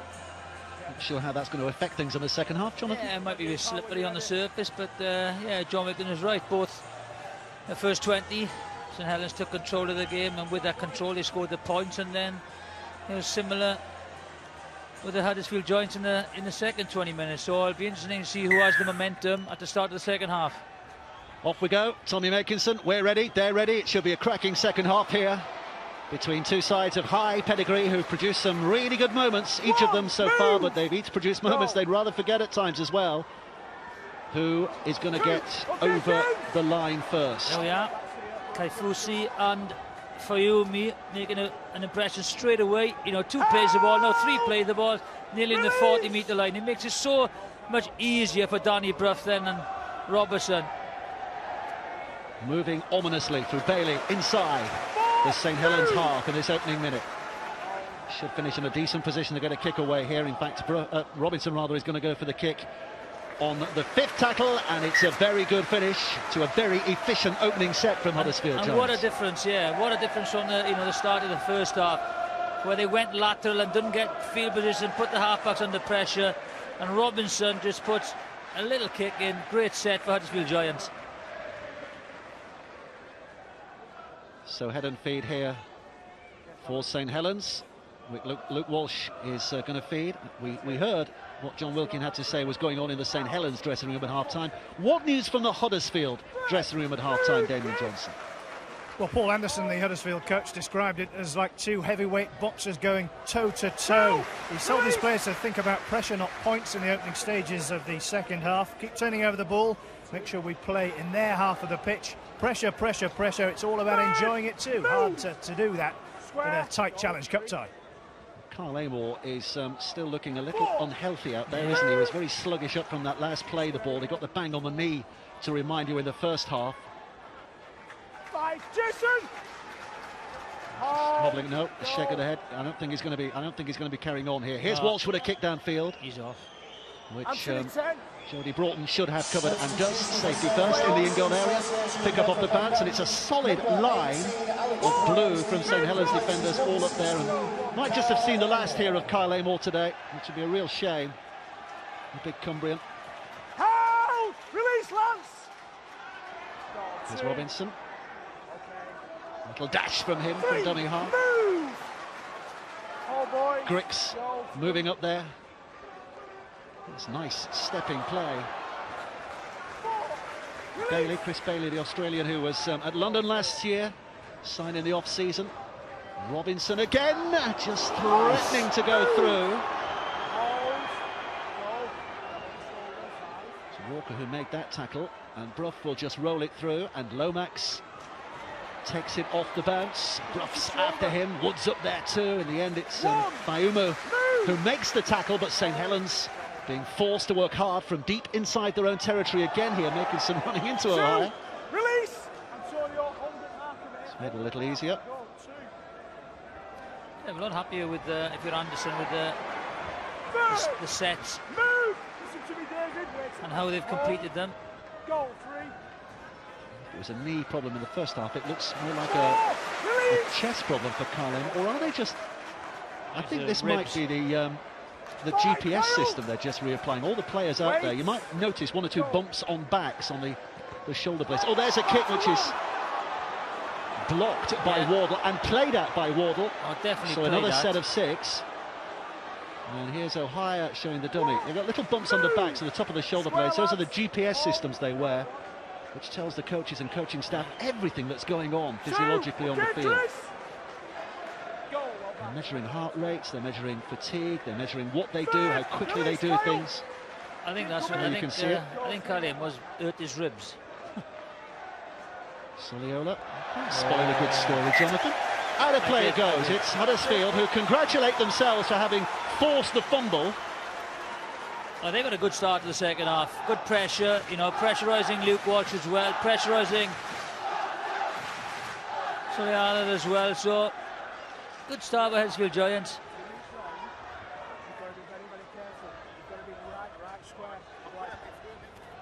It's tight. Okay. He's just having a word with Fayuma, I think. Something or other. Out. Just to recap today's game, Golden Gamble winning numbers. Here's Chan. 1. Okay, lads. Papua New Guinean international. It's picked up by Wood and quick hands, and Robinson suddenly has it, and a little burst of enterprise for the scrum half who's lost the ball but had it stolen. The referee gives a penalty for Huddersfield. I think Lomax had a little hand in there.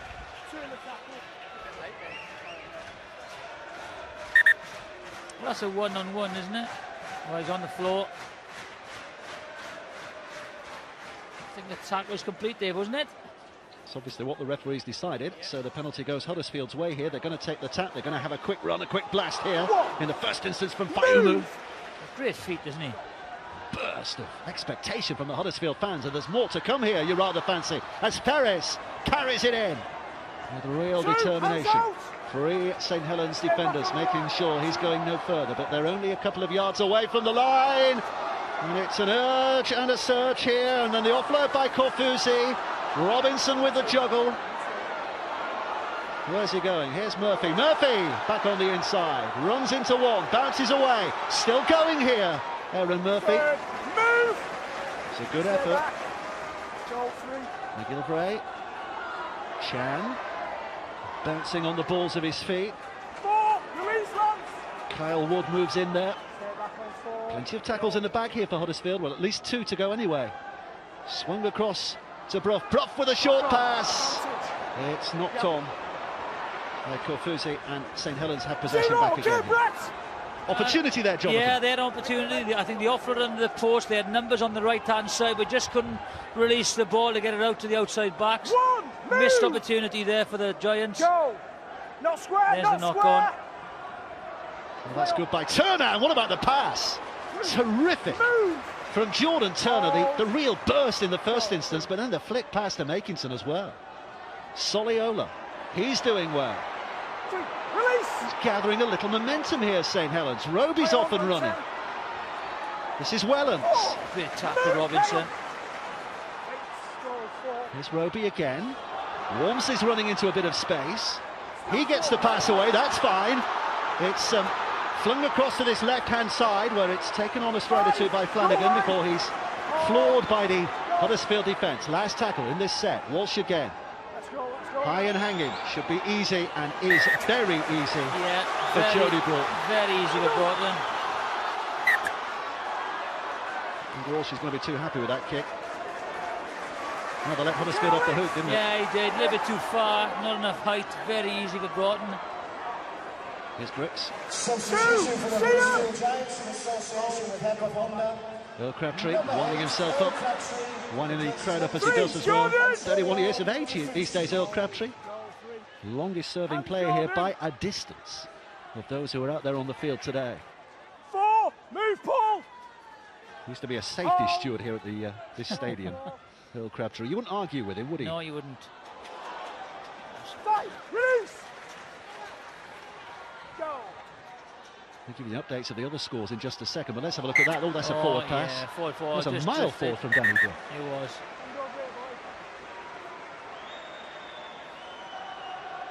Yeah, miles forward. Forward pass, yeah. So some of the other scores, you can see that Widnes look to be back in control at Halifax. There's not long left in these games. 2 o'clock kickoffs, remind you. Warrington back in front at Hull Kingston Rovers. Ready? And the 5th round draw after this match on BBC Two, on this channel. Don't have to change channels, you don't even have to change seats if you don't want to. We'll bring it all to you. 2, move, go! This is Roby. St Helens trailing by those 2 points, having started so strongly in this game. They looked terrific in the opening 14 minutes. Undone by Huddersfield in the latter period of that first half. Wellens. 4, okay, Earl! Roby. Wormsley lumbering forward again. Last tackle. Out it goes. Walsh putting it high. There's a little bit of a stumble there. Makinson got a hand to it, could only push it forward. I think it's Griggs who's come up with it in the end. Well, they'd be happy with that Huddersfield Giants. Again, not a threatening kick by Luke Walsh. Put them in the corner though, didn't it? Put Huddersfield in the corner. Surrender! So they are just struggling a little to get out of their own territory here, Huddersfield. That moves a bit forward as well. Here's Bailey. Spinning it back to Robinson. Robinson. 3, release! 3 tackles eventually. Boys, hold, goal 3. Danny Brough is behind the 40-metre mark. It's way too big. He's not going to be happy with that, is he? No. But again, get the defensive line in place.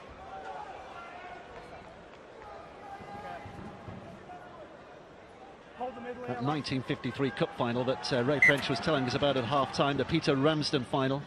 The last time Huddersfield won this famous old competition. That year, they've been in finals since, of course, most recently when they were beaten by St Helens in 2006 at Twickenham and by Warrington in 2009 at Wembley. But it's been a long time between cheery drinks by Huddersfield in terms of this competition. They won the League Leaders' Shield last year, the first time in over 8 decades that they achieved that particular title. Quite this game, hasn't he? Willie Manu has not seen a lot of the ball. Very dangerous ball carrier and the offloads. Wellens, that's not a good pass from him. Just Jones and O'Hire. Not sure who was going to take it. Jones in the end decides he's going to take responsibility here. 42nd consecutive game here today for Josh Jones. Extraordinary run. On the last, Walsh puts it high. Again, that's a little bit too far, but Griggs is underneath it. Oh, it's an awkward bounce. It's going to be taken by Turner and then Manu. Millie Manu, has he squeezed in? I don't think he has. So many questions. Well, the referee's having a second look here. No, he's not going to give it. He's not going to give it. He's always going to go to the video ref, isn't he? Well, he's going to have a word with the touch judge first.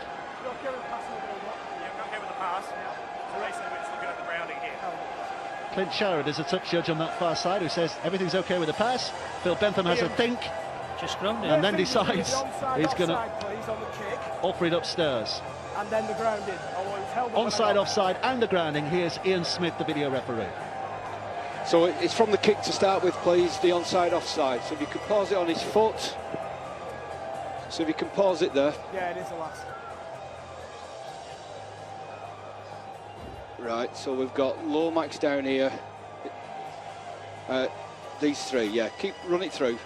Wait, yeah, I'm okay. Lomax stays out. So just go back again to the kick, please, Ken. Just let me track the players again. Yeah, just go back to the kick again. Just pause it on his foot there, so just let me track. Right, so number 22 and number 9 are in front. So run that through, please. So where does he go? Where does he run? He runs. Pause it there. Yeah, so that's him waiting for the ball. Yeah, just jog it back, please, to where the ball bounces. Just make sure that he's in front. Go there. One more frame, please. Go forward. There. He's within 10. It's no try penalty. No try penalty, Phil. He's within 10 metres.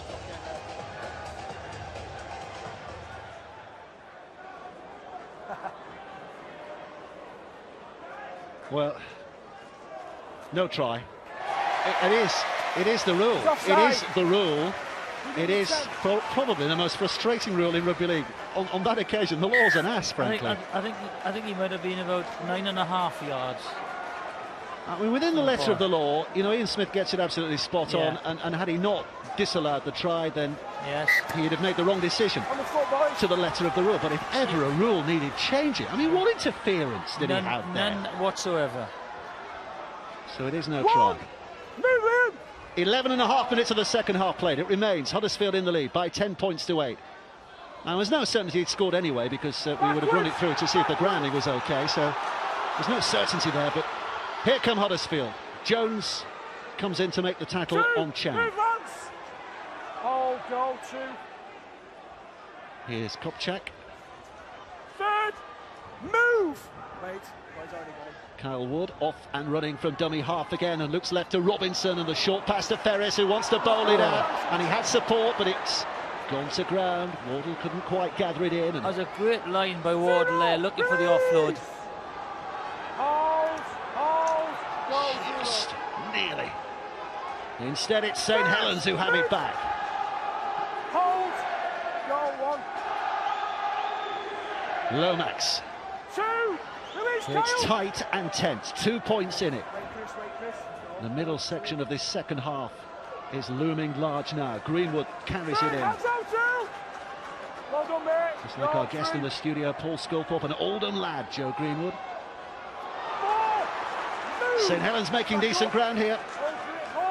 They've got a couple of tackles to play with. Roby looks to the left-hand side where O'Hire is waiting, and O'Hire takes on that line again, but this time there wasn't a gap.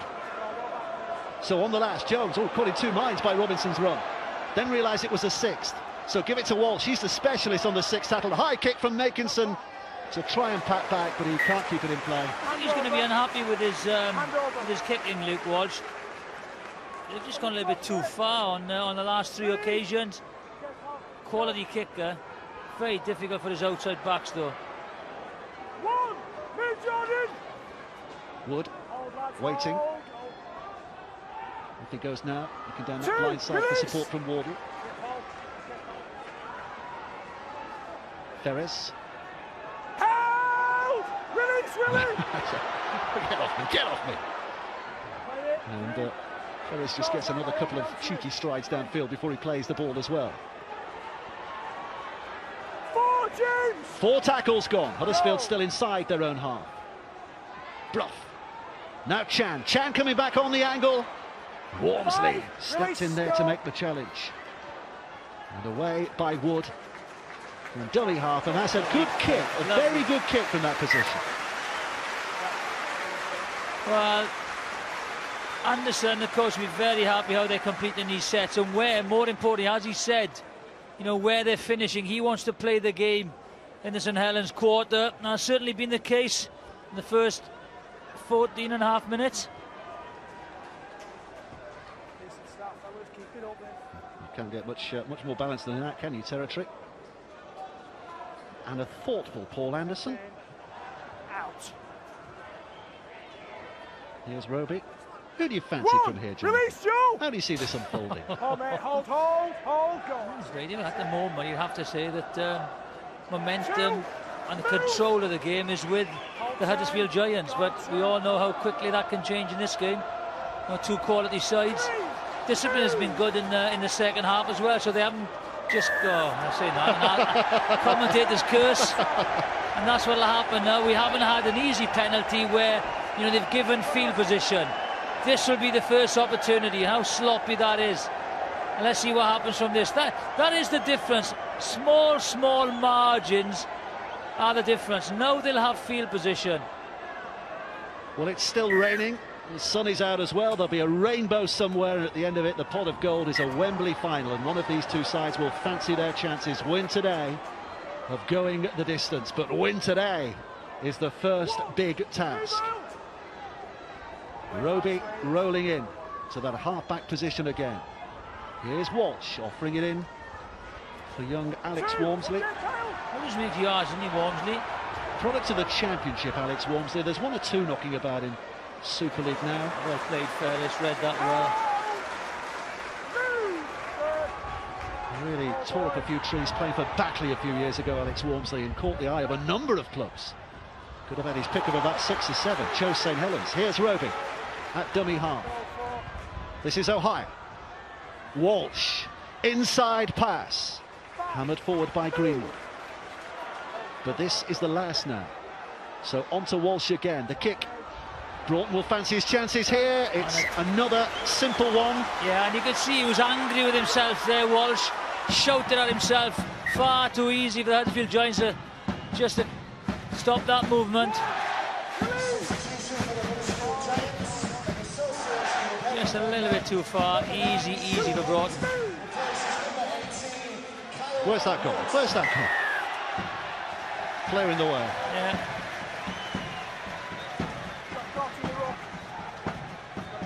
Harsh as it may be, Walmsley not able to get out of the way, but it is incumbent on him to try to get out of the way. So again, if it's not a clear play the ball, it's his fault. Penalty. 2 penalties now. Look, this now gives Huddersfield field position. Bruff, Kopchak standing tall in the tackle, but 3 players around him making sure there's never even a hint of an offload. Robinson gets the pass away, and here comes Griggs. Right, left, steps off the right foot, support there, finished by Lunt, the poacher.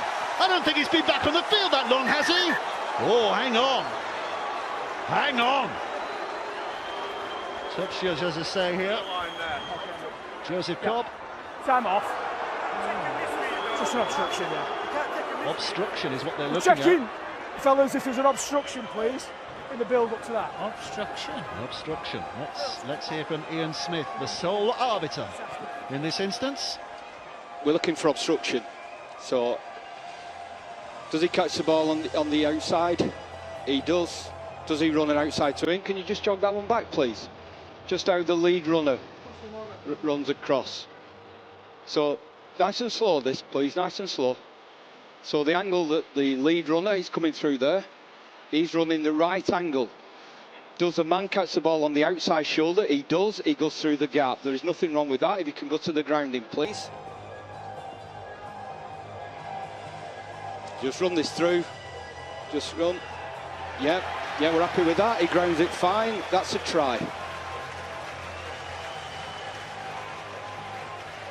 That is a brilliantly executed try. The dummy runner of Chan holds the defence. Griggs goes through. Great support by Lunt. Well, he's had a nervous afternoon, hasn't he, Sean Lunt? 3 times the video ref has had to adjudicate on whether he scored or not, and twice he will say Ian Smith has got it right, because he's got 2 out of the 3 in his favour.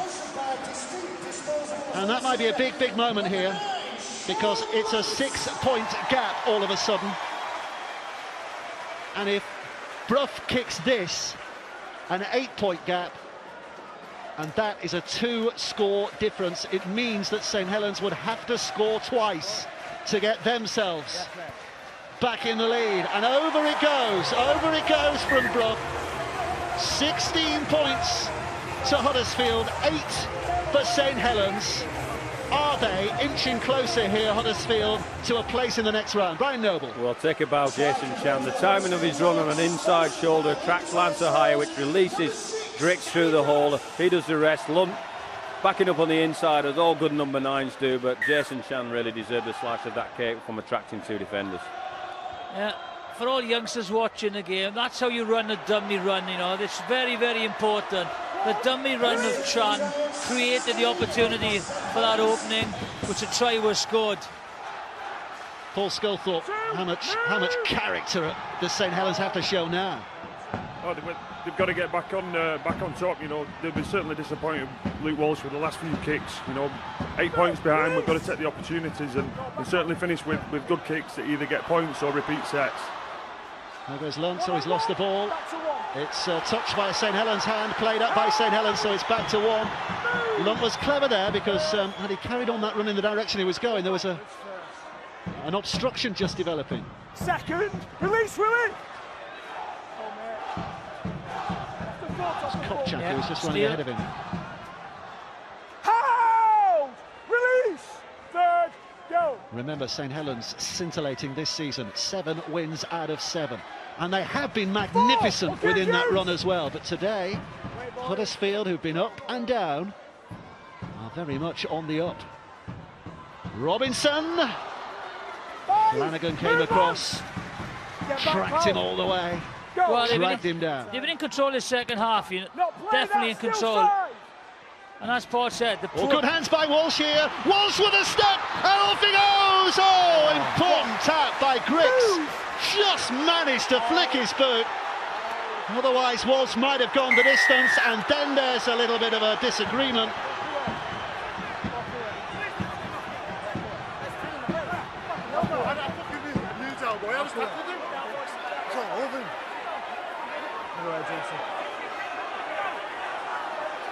McGilvery got involved there, made the tap, but the ankle tap was vital. Go, Clint. Okay, mate. Cheers. It's all right. I'm going to go with it, Ian, I think. For me... There's the run. Lovely ankle tap. Yeah. Wouldn't allow it. I can't allow it to roll because we held him down for too long. He loses the ball, but just doesn't lose. Okay. Is it just here? Yeah. Okay, boys. I think it's play on. Now it'll be a penalty. He didn't do anything wrong there, did he? I don't think there was much in that. What's your reaction? What's your reaction? Not sure what McGilvery was guilty of there. No, me. St Helens aren't bothered, they get the penalty, and they need something. Just over an hour played now. Big effort forward by Flanagan in the first instance. 30 metres out. St Helens with 5 tackles to go. Huddersfield needing to hang on in this set. They do not want to give their opponents any sniff of an opportunity. Walsh again to Lomax, to Ohio. Now it's Turner. He can make things happen, but not this time. Not this time. Brough and Wardle sorted out. Ohio. Willie Manu. Into a cluster of defenders. Not really any threat of him going much further. Roby spins it away to Walsh. Walsh with a short pass! Just about held on by Greenwood. Yeah, well taken. I don't think that pass was meant to him. Penalty. Offside they were. 6 tackles to have a real go at this Huddersfield line. And here's Mossy Mousseau. He's the last fella you want to see running at you from that distance. Yeah. Look how many he took with him. 4 of them. And they've slowed it down, slowed to play the ball down. Roby with a short pass. It's a bludgeon their way over, but Huddersfield still hanging on, working overtime here on their own line. Roby again. Mousseau was the dummy runner this time out. It goes to Ohio. Ohio wide to Turner. Turner off 1 palm. Steps away from Brough. Gets a pass away to Makinson, who's desperate with the ball back in the inside to Lomax. It's another set of 6. Touched out by a Huddersfield player. Good defence though. Penalty for St Helens. penalty. They're losing it a little here, the Huddersfield defenders. Yeah, they've got to keep their composure. And talking now. out of turn takes them 10 yards further downfield. I don't think it makes much of a difference. How come though? Hold him down, mate. You're not giving him to them, though. Hold him down. Danny Brook complaining there's an imbalance in the decision-making by the referee. Well, they've conceded 10 penalties, Huddersfield, only 5 versus Helens. There you go, 10 penalties to 5. The last thing Huddersfield need is for Danny Brook to get into an argument with the referee. He has a tendency to do that every now and again. Here comes Walsh, throws it back to O'Hire. O'Hire with the dummy, Robinson ahead of him, and Chan there as well. He loves that little slow, little late dummy, doesn't he? Key moment in the game here, St Helens get over, it's really back on. Huddersfield keep them out, they can pat themselves on the back and feel that it's very nearly job done maybe. Roby, smothered, lumped, knew what was coming. Made sure it didn't happen the way that Roby had planned it. O'Hire again. Walsh. Here's Lomax. Stepping, just a little bit blunted attack, and he's gone on his head. And this is where it takes off.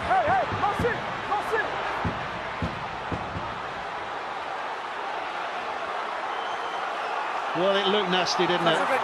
Looked nasty. Well, this could be crucial. This could be a card or report. If it's a card, I think he was okay. He got up and reacted to the tackle, but it's a silly tackle. It's a very silly, dangerous tackle. That's ridiculous tackle. Well, Johnny Lomax wears the head guard because of a very, very nasty injury he suffered as a schoolboy. And he wears the head guard. That's very, very dangerous. He wears it as an emblem, really. It was as a result of that injury that Johnny Lomax suffered as a schoolboy that led to all schoolboys wearing a helmet. That could be. There's a card coming up. It's a red card! Red card for Brett Ferris. Huddersfield are down to 12. And you have to say he cannot complain at that. He cannot complain. I had no idea what was going through Brett Ferris's head. Even when he was up there, he could have had a minute, pause, and just put him down. You know, he could have just held him up there in enough time not to put him on his head. Double checking.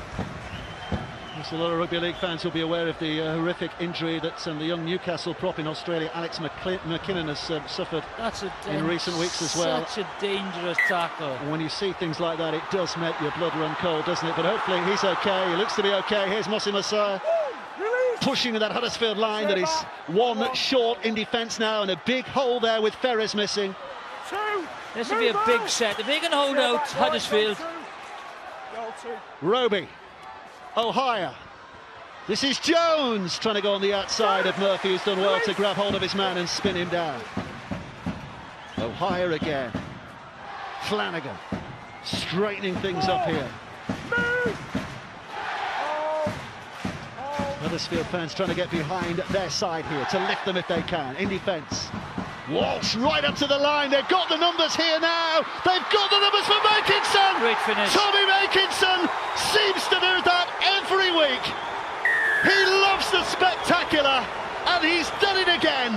Second of the day for Tommy Makinson. And St Helens are right back in it. Well, a moment of madness by Brett Ferris. Makinson goes in at the corner.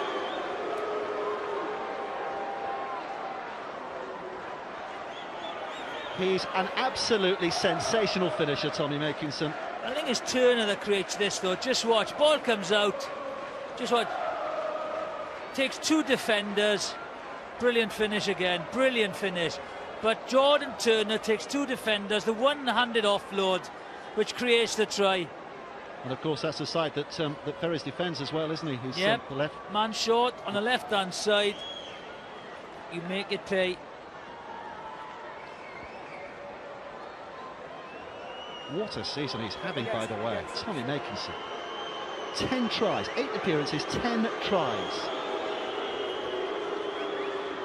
And some of them have been absolute eye-catchers. Walsh with a kick from the touchline. Great kick. He has nailed it. He's put it over. 16 points for Huddersfield, but now St Helens are in their shadow with 14 points of their own. Brian Noble. Well, it's a great finish from Makinson, as we'll see here, but Walsh deserves a slice of the cake as well, because he goes at the line and holds some defenders up with Manu, who makes it a difficult ask on the outside. But Turner, take your hat off to him. He attracts the two defenders and the winger. Makinson, not an easy finish, brilliant finish. You'd have to say no, Dave, that favourites clearly St Helens. 14 minutes, 30 minutes left. There he goes, there he goes. Well, we talked earlier with Paul Sculthorpe talking about what kind of character St Helens. They've knocked on, they've knocked on. Oh, Crabtree has forced a knock on. We talked about the character St Helens have to show, but it's a question now of the character that Huddersfield have to show. Yeah, knock on, trying to get a quick play of the ball.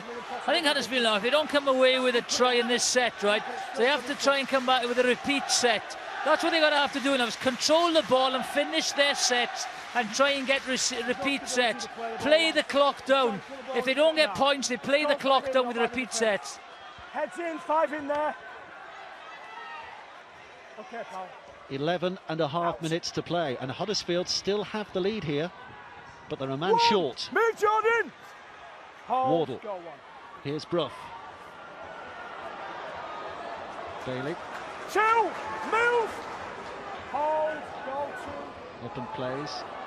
Lunt. Oh, Brough. It's gone behind, it's gone backwards though. Collected by Robinson, who will scuttle back towards the danger area. Move! Hold 10! Lunt. Wait. Go 3. Plenty of numbers on this left-hand side where Brough is waiting as the pivot with a short pass, and that's Wardle who's trying to force his way through. And St Helens defence, their turn to hang on here. They can't afford to concede again, for all that they have that man advantage. This is Crabtree, turns and spins to Grix, and Grix to Chan, and Chan goes back against the grain of that covering defence, but not against the grain of Greenwood, who makes the tackle. Lunt again, short, Kopchak drops it. Kopchak drops it. He was in as well. Kopchak was in there. Great run, lovely ball by Lunt, and he was over. It'd been difficult to stop him. Hand over, yeah. Wait, pal, wait. Yeah, he was nearly there. He would have been there, wouldn't he? He had a big tackle by Johnny Lomas to stop him in that position. Here's O'Hire. 2, release Luke. Onto a forward pass, Flanagan galloping on. 10 minutes of the contest remaining, and it remains unsettled. This is Manu. Just as we expected here today, two top quality teams. He's touched, another set. Six, yeah. I think, 6 more tackles for St Helens, and another little moment that might just be proof of this match turning in favour of St Helens here. Roby. Soliola. They were involved in a very tight and tense game last week, St Helens, when they scored at the death against Leeds to win it in the Super League. Roby has gone without the ball. He's gone without the ball. The referee says play on. That's a great tackle. Lunt takes it on. Huddersfield look as though they're out on their feet. Crabtree looks out on his feet down there. Well, they've got to complete their sets now. Big effort forward. They need these big efforts now from the 12 that remain on the field. Bailey back on the inside. It wasn't read by his support. Lawrence picks it up. They don't need to push it now. Now you see Warrington have won at Hull Kingston Rovers. And the 5th round draw coming right after this. We say right after this. Witness do as well to remind you. We could yet have golden point extra time here. St Helens get a penalty. Decide to kick the goal. It might take us into golden point extra time. We've seen one of those already this weekend when Salford, in the most dramatic of circumstances, beat Hull on Thursday night 37-36. If you don't know the story of that game, make sure you watch the Super League show Monday night, 11:55 BBC in the North, and lunchtime BBC 2 across the nation on Tuesday. First, move, Joel. Roby. Here's Manu. Second, okay, Chris. Both sides just Wait. getting a little oxygen in the tank again here. Winding themselves up for this last 8 minutes. Huddersfield clinging on by their fingertips at the moment. St Helens looking to batter this door down. Roby again. O'Hire. Jones gets it away to Swift. Swift stepping back on the inside. Huddersfield defenders are there in numbers. Yeah, the inside defence is getting lazy now. Gaps opening on the inside. Walsh back to Turner. Turner puts the kick ahead and will go chasing after this. Griggs is there. Griggs is there, but is he going to get out of the in-goal area? No, he's not. Turner's got the tackle in. It needed that after that kick. It's Huddersfield's dropout underneath the sticks. They're going to face an onslaught in this next set now. This next set, they are looking tired. Crabtree, I think, is going off. Big set to come. Huddersfield will be trying to slow things down as much as they can here. Sower's off as well. I think Wormsley's back on. 33 tackles for Earl Crabtree today, top of the list.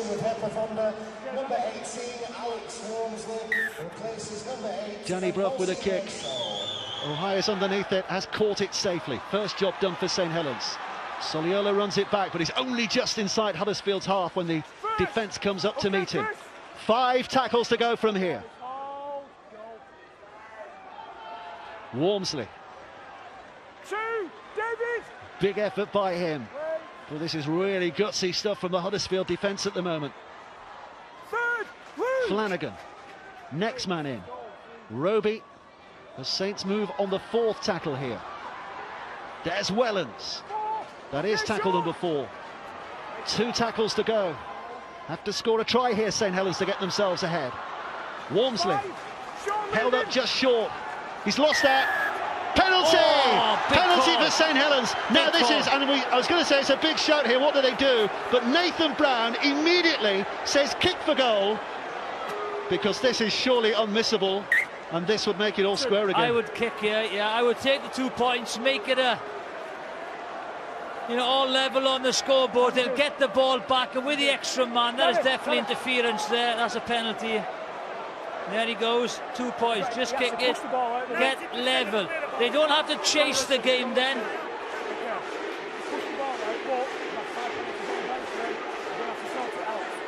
And Danny Brough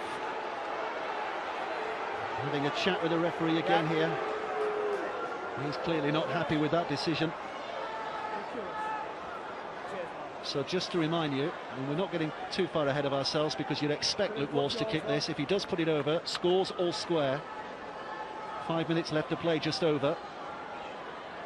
But if it stays all square after 80 minutes, we go into extra time when they play 10 minutes each way, but it is golden point. So whoever scores first at whatever stage of that extra time, they will win the game, if we get there. Walsh has done the first job. It's 16 for Huddersfield, 16 for St Helens.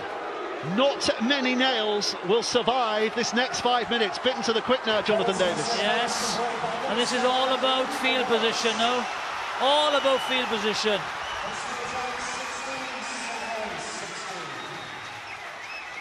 Keep it tidy, lads. You've got to keep tidy. Danny Brough looking for the touchline if he can find it. Oh, it's a testing kick. It's a terrific kick from Danny Brough. That's a great kick. Oh, forces the dropout underneath the sticks, which means that Huddersfield should, again, all things being equal, should be in a drop goal position. Well, that's all they have to do now, isn't it? That's all they have to do, is get the drop kick. Get field position, 5 drives, as near as the post as they can get. Well, Danny Brough's boot in the first half with a 40-20 that swung the momentum a little, and then that restart that has given Huddersfield the advantage here. They'll be looking central. There's one drive. Will they go for the drop goal on the 4th or 5th tackle? That's the only question. 2, okay, lads. If they score a try, of course, that settles it, but I think it'll be the drop goal that is uppermost in their mind at the moment. Bailey keeping that position.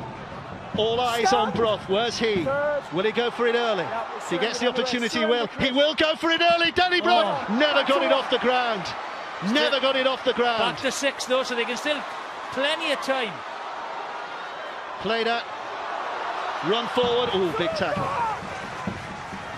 Big tackle on Wardle. He went early there, didn't he? Went very early. Well, if you're in the position, you might as well. And he clearly thought he was. By the way, Huddersfield have been involved in 2 draws so far this season against Hull Kingston Rovers and Leeds in the Super League. Both of those games here, so they know this scenario well enough. Can they turn this one into a win? Bruff's here again. He's going to have another go. Again, it's charged down. Again, it's back to 1. I don't know why. Paul Helens this time. I don't know why he stands back. He's just got to stand first man. Plenty of time to go again. Have another crack at it now. Get into the same field position, but just stand in the first man. Will it be third time lucky? Here's Lunt. Bruff. Well, you don't want him taking the ball in. You don't want Bruff taking the ball in. He's not going to go for a drop goal here, is he? Not from there, he's not. Luke Robinson is a likely man as well, but they're still going to run it here. Fayumu, good ball away. Here goes Lunt. As we said, a try would finish it. Just take it in. Here's Bailey. No, it's on. 2.5 minutes to go. Oh, they've gone blind. Lunt spins it away. Dangerous stuff. Robinson. Now he's got the chance. Can't get it off the ground again. Lawrence is going to be tackled. It's another set of 6. Another set of 6. Right, this is where they need composure. Here comes Bruff once more. Bruff away. Tackle on Chan. Ohia's hanging on for as long as he can. Bruff again with the dummy. Here goes Bailey. Held up 5 away. 3 tackles gone here. 3 to go. They're going to go early in the count again here. Oh, Fayuma, I think he might have fancied his chances there, but decides that the pass wasn't good enough. What are they doing? So runs it. Back to Chan. Just go midfield. 4, 1 more in now and go first man. Bruff's a long way back here. Now he gets it. Here it comes. Danny Bruff. This time it's off the ground and he turns away and celebrates. He's missed it. He's missed it. Oh, Danny Bruff was celebrating and the referee says it's gone wide. Danny Bruff was convinced that it had gone over. And the ref says, no, it didn't, Danny. Have another look. What do you reckon? What do you reckon? From where we were, I couldn't see it. What about that? What about that? What about that? Oh! That's over. Oh! That is over. I think that is over. That will be a talking point. That will be more than a talking point. From that angle, it's not over. Over the top of the post is a drop goal. If it goes over the top of the post, I think it is a drop goal, isn't it?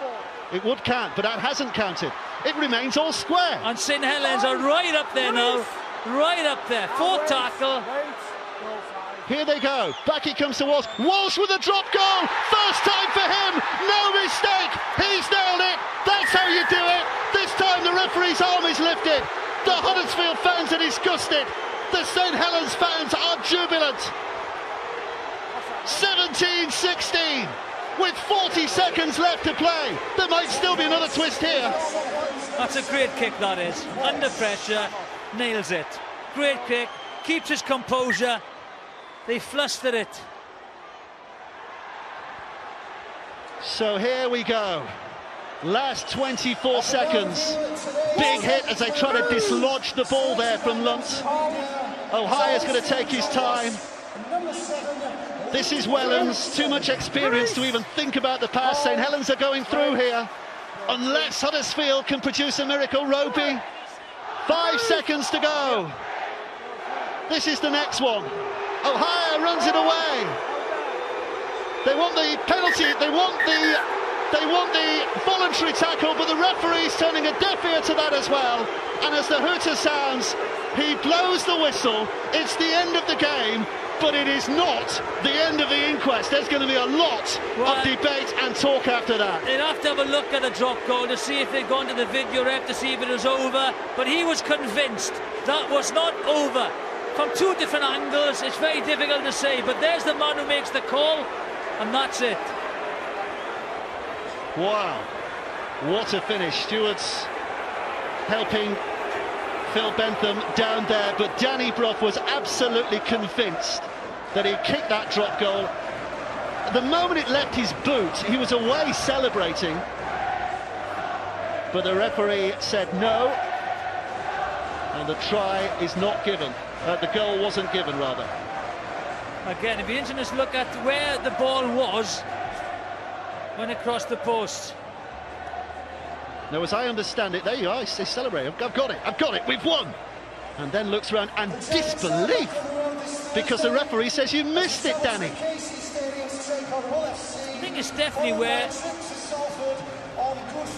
it's difficult to see where, you know, where the ball actually crossed. Your man of the match today, Luke Walsh. Well, my man match purely for the drop goal, really, you know, is Luke Walsh. I think just composure to nail the game. There weren't really many standout players, but for the drop goal, that was it, Luke Walsh. What a way to start the Challenge Cup coverage this year. It'll be interesting to see what, you know, where exactly the ball was, because if he went, well, it looked inside at one stage, then it drifted outside, and just the question is, where did it drift outside? But you can't change the result. Luke Walsh now. Luke Walsh, the man of the match, is with Damien Johnson. Damien. Luke, congratulations, the Tetley's man of the match. What an extraordinary finish. Tell us about the drop goal that won it. Yeah, well, we just made heaps of ground, and you know, that's my job to try and put them over. So it was a great effort from the boys. We dug in deep there in that second half. We wanted the pump for most of the game, so it's just great to get a win. Big controversy at the end. Danny Brough thought he'd won it. What was your view of that? Mate, to tell you the truth, I thought it went over too, so I'm not too sure. It was a really nip and tuck. It was a heck of a game. It was a good game. It's a tough game to play in, but just over the moon that we got the win.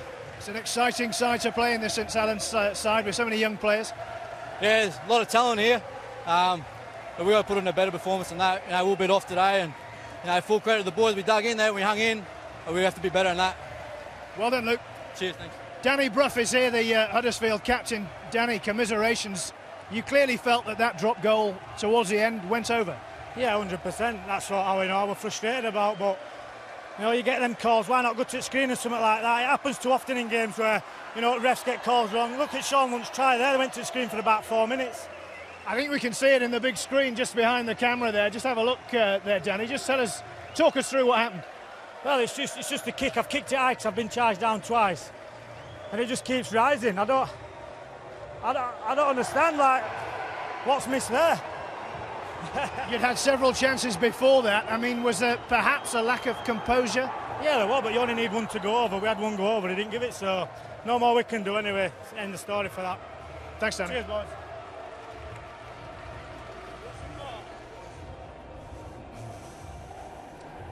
Well, goodness me, we talked about the kicking game at the very beginning of this show. Don't necessarily think we were talking about the drop goal abilities of Walsh and Danny Brough, but that was truly astonishing end, Paul Sculthorpe. What a magnificent game as well. Not the prettiest game as Jiffy says, but you know, a proper Challenge Cup match, and what a finish. You know, they said great players come up with great things at the time, and Luke Walsh. Yeah, I mean, we've seen it from various different angles, Brian, and we've seen it from various different angles. We're not, depending on what angle you look at, we're not sure whether it went over or not, but surely you can go to the video referee, Brian. Well, that's my question. Let somebody else have a look at it and give the benefit of the doubt or whatever they do. You can go to the screen, the referee can go to the screen in this situation.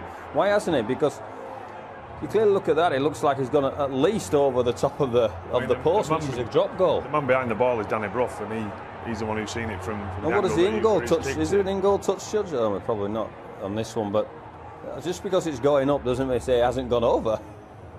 He turns, doesn't he, before the final bit of where the ball's going. So I wonder whether he sees it in one direction and then it moves towards the end. That was a sensational drop goal by Walsh. Magnificent, just to spot it, and didn't have much time there, Luke Walsh. But you know, he's found the money, and as you say, I think the Saints have pulled off a great coup there in Luke Walsh. Are you surprised? I mean, you know, we'll come on to how St Helens have performed. Are you surprised, given the technology available? And technology in sport is a huge debate all the time. But are you surprised that on a game on a knife edge that common sense didn't prevail? I think for everything else we can use the screen for, I'm sure we can use it for drop goals as well. And when there's such a result on, you know, on one call, I don't see the reason of not using it. You know, we use it for tries and for other things in games. You know, or just take somebody's advice from somebody who's watching the screen or the third official in the stand. Well, my point is simple. He's allowed to use the technology in this instance. It should have gone to the screen, and it'd be interesting to ask why he didn't go to the screen, especially when there was a vociferous appeal saying, mate, it went over, have a look. Have a look. We had a chance in the first half, didn't we, with Kopchak's knock-on, where the actual decision was stopped before the ball was touched down. So he'd blown the whistle, so slightly different. You couldn't go further. He'd blown his whistle to stop the game. Had he allowed that to play out, then he could have gone to the screen. Brett Ferris's red card, I don't think there's any argument, is there? No, I think not. It wasn't the copybook spear tackle, but it was certainly a dangerous throw. It's more like a wrestling suplex. He's done Johnny, but you know Johnny's landed on his head, and you know that is obviously it's dangerous, and we don't need that in the game. And also because of what happened with Alex McKinnon down in Australia, you know this is again like technology. It's a point that's being discussed a lot at the moment. Yeah. And it's hard to argue that it's not a send-off. I don't think Brett Ferris actually intended him to land in that position. I think, as Paul said, it's a wrestling technique, and he's got it badly wrong. It's a send-off for sure. It's a dangerous tackle, and thankfully, you know, Johnny Lomax landed in the right position. Although whether he intended it or not, as soon as you're doing that, you are taking the risk of it ending up in that way. Yeah, definitely. I mean, it's a physical game, but it is bad technique, and you know that is something that it's against the rules. And you know, unfortunately for Brett Ferris, he's paid the ultimate price really of being sent off, and probably you know caused his team the loss. And as soon as they were down to 12 men, Saints were able to take advantage as Nathan Brown talks to his team in the Saints dressing room. And Makinson scored another try, and he finished it in exactly the same way as he finished the one in the first half. Well, it was a fair effort, and you've got to give credit to the St Helens halves. First of all, Lancer Hire stop-starts a couple of Huddersfield players. Luke Walsh here attracts a couple of defenders, takes the ball at the line, which allows them to create a 3-on-2 on the outside. Then it's just about the execution. And you've got this bloke on the outside. Jody Broughton needed to stop the play there but it didn't, and that's full credit to Jordan Turner. He does the tough stuff, attracts Broughton, and I think it's Brough as well. So the offload is great, and the finish is great. Great stuff from Jordan Turner there. You know, he's in a position there on the right centres at St Helens where they've had some big names and big players with high skill levels. You know, your Matt Gidleys, your Jamie Lyons, and he's coming up with the goods. You get the feeling, don't you, that when he gets that ball 5 yards out, he's unstoppable, and he must feel that as well at the moment. Yeah. Well, he said it, and he's a great finisher. He understands where his touch line is, so he never touches it. He knows that now he can collide with the corner flag without being called out in touch, and he's got the little right hand. He's determined to get the ball down, and 5 metres from the line, it'll be hard to stop Shear. Let's go back to the Saints dressing room, and they'll go through a victory song, are they, Paul? Oh, that'll be the old "When the Saints." Always come up with that when we have a good win. Oh, they're just doing another reprise for us. They've done it once, and they're doing it again. There's some bad voices in there, though. There is some bad voices. I don't think he'll get to number one.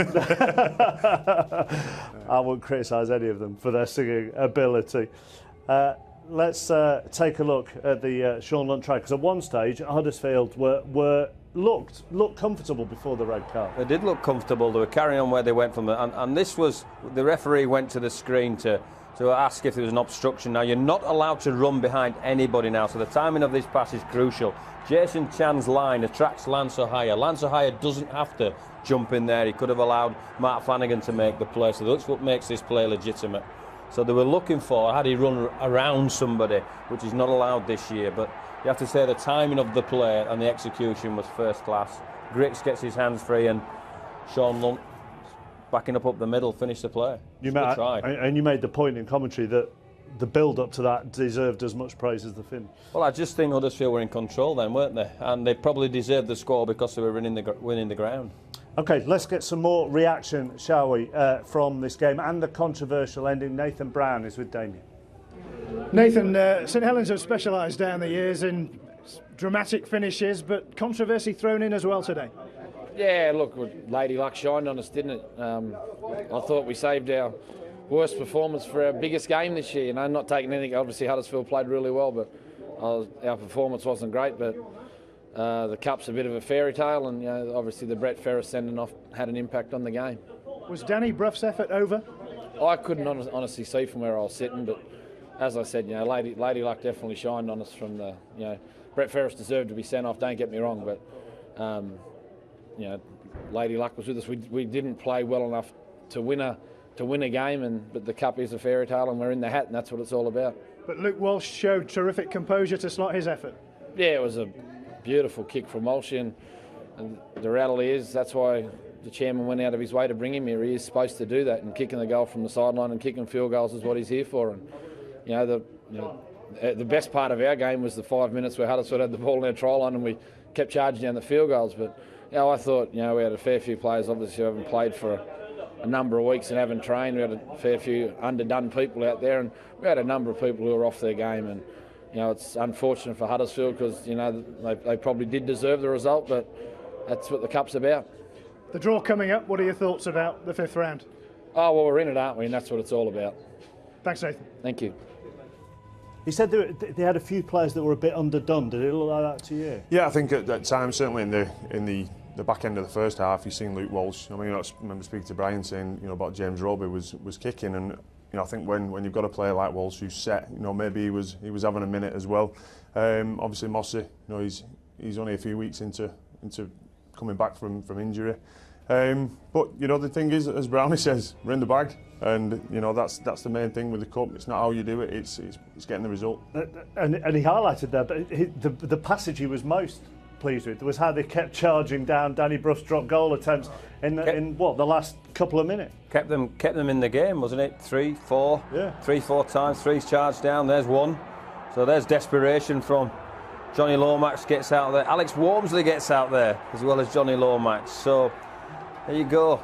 There's the one that we think got to be the one. No, still wouldn't allow it to happen. And then the one that misses at the end. Or did it miss? So you've got to say that if you look, I just don't understand the reasoning why you don't go to the screen. Well, we could be debating it long into the night. Danny Bruff's thoughts abundantly clear. Let me give you the rest of the results from the 4th round in the Tetley's Challenge Cup. All the other games were played today. Let's take a look at them. Well, you see on Thursday either Salford put Hull out, as we discussed before. Catalan and Wigan and Sheffield also through on Friday and Saturday. And here are all of today's results. So Castleford won 48-10 at Batley. Bradford thrashed Oldham by 60 points to 6. Doncaster 68, Hemel Stags 18. Featherstone nilled North Wales Crusaders and scored 66 themselves. Widnes eventually running out 34-10 winners at Halifax. Cracking game at Hull KR. Warrington are through 28 points to 24. Hunslet beat Workington 27-10. Keighley 54-28 winners over Barrow. Lee won 28-22 at Rochdale. Swinton won a tight game against York 31-28. Leeds thrashed Wakefield by 60 points to 6. And none tighter today than the game here at Huddersfield. Huddersfield 16, St Helens 17. Time now for the 5th round of the Tetley's Challenge Cup. The draw to be conducted by our very own Dave Woods. Thank you, Mark. The balls are in the bowl, all 16 of them. We've got 2 Rugby League Hall of Famers as well here, Alex Murphy and Gary Schofield, to make the draw. And there's a big crowd here as well at Huddersfield who are just questioning the validity of certain drop goal decisions towards the end of that game as well. They're on tenterhooks to see how this draw goes. So let's find out how it does go. Alex Murphy will be drawing the home balls. Gary Schofield will be drawing the away balls for the 5th round of the Tetley's Challenge Cup. Gentlemen, the draw.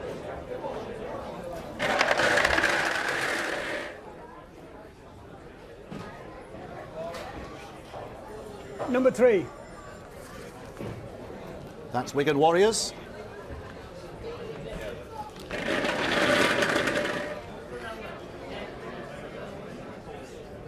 Number 12. Number 12, that's Hunslet Hawks. So it's Wigan against Hunslet. Holders Wigan with a home tie. Number 14. Number 14, that's Lee Centurions.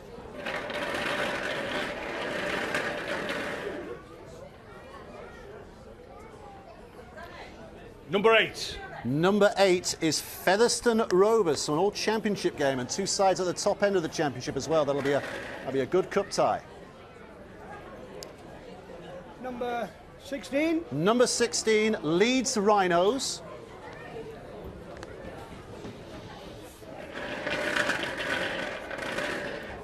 Big win today for Leeds, of course, against Wakefield. Number 10. Number 10, St Helens. I think one or two Huddersfield fans celebrating the fact they're not in the cup anymore. Leeds against St Helens. Number 11. Number 11 this is, that's Warrington. Warrington, number 11.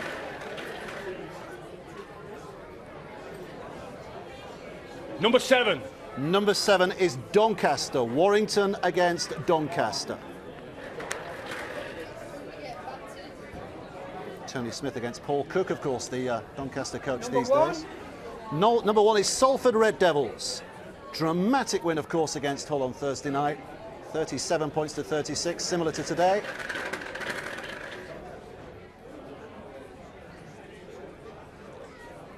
Number 9.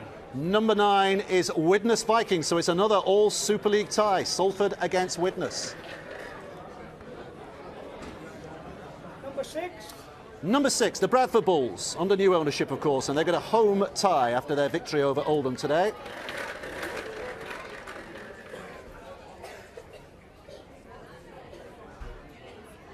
Number 2. Number 2 is the Catalan Dragons. So Jamal Fakir, who's just signed for Bradford, up against his former team. Number 15. Number 15 is the Swinton Lions.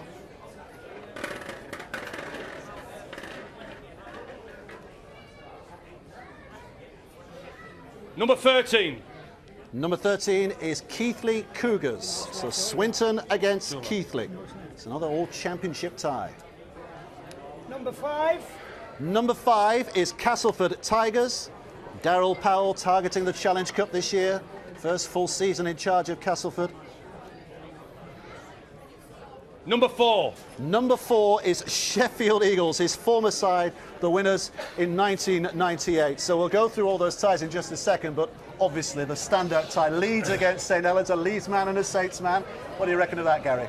Well, I'm sure the Leeds fans and the Leeds players may not thank me for that, but that's what the Challenge Cup's all about, David. And again, mouth-watering tie. I guess people would have liked to have seen it as a Challenge Cup final at Wembley, but a mouth-watering after today.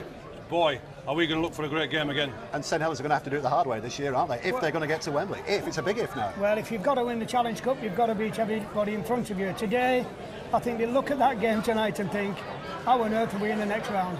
That looked a drop goal to me, but you play to what the referee said, and this should be a really cracking game. There you go. Alex Murphy of St Helens saying it should have been a drop goal, but it is St Helens who have gone through and they play Leeds in the next round, Mark. Thank you very much, Dave. Let's confirm that draw for you for the Tetley's 5th round of the Challenge Cup. Wigan will play Hunslet. Lee will take on Featherstone. Leeds are at home to St Helens. Warrington versus Doncaster. Salford against Widnes. Bradford versus Catalan. Swinton against Keighley. And Castleford against Sheffield. John Wilkin of St Helens, how do you react to that draw? The draw, I think if you look back to 2004 when myself and Scully we went to the Millennium Stadium in Cardiff, and we played pretty much all of the top 5 teams get into the final. So I think if you want to win the Challenge Cup, you've got to play your best rugby against the best teams in the competition, and playing Leeds at Leeds is a great opportunity for us to go there and really put down a marker in this competition, and a good performance. Slightly fortunate maybe in the end, but you know we're very thankful to be in the next round and looking forward to that. What a huge tie that is. You know, we talk about mouth-watering ties. Well, you know, Leeds Saints is a huge one. Well, it's hugely mouth-watering, isn't it? For the neutral. It doesn't get much bigger than Leeds v Saints, but as John says, you know, if you're going to win the Challenge Cup, you know there's going to be tough games on the way. And that's certainly going to be the case, but I'm sure the lads will take a lot of positives from today. You know, sometimes when you can play poorly and win, you know, that can give you confidence. You know, the team are in great form at the moment in Super League, and the main thing is in the Challenge Cup you get in the next round. Was the feeling in the dressing room afterwards, without revealing too many secrets, that you squeaked through a little bit at the end? I think it's quite obvious we were at our best today. I think with elements of the game we did very well. I thought Huddersfield speeded the game up at will sometimes. They've got a lot of strong ball carriers, played the ball very quickly off the back of that, created some opportunities, and We probably struggled to cope with that. There was a couple of turning points. I thought Jordan Turner's little kick into the in-goal where we got that repeat set of 6 really got us back into the game, and also Brett Ferris sending off. You can't underestimate how important that was. Does it pain you to come full circle to see Salford at home to witness in that round and think could have given it a real go in the Challenge Cup? Well, I always thought we'd give it a real go in the Challenge Cup, but it doesn't pain me at all. No, it's a great draw for Salford, and it'll be a good. I'll tell you what, Widnes will be tough. They're playing really, really well this year, so that's another great clash and a great Super League matchup. I think there's Bradford and Catalan as well, isn't there? So the draw's quite a tasty little draw. Well, but there's opportunities for the teams that get through to the next round. Thank you for your honesty throughout the afternoon. We appreciate you being with us all the time. John, thank you for popping up. Paul, thank you as well for your company this afternoon. So our coverage of the 5th round, Saturday the 26th of April at 2 p.m. on BBC One. I guess we might be at Leeds, but I don't know. We'll see you then. Bye-bye.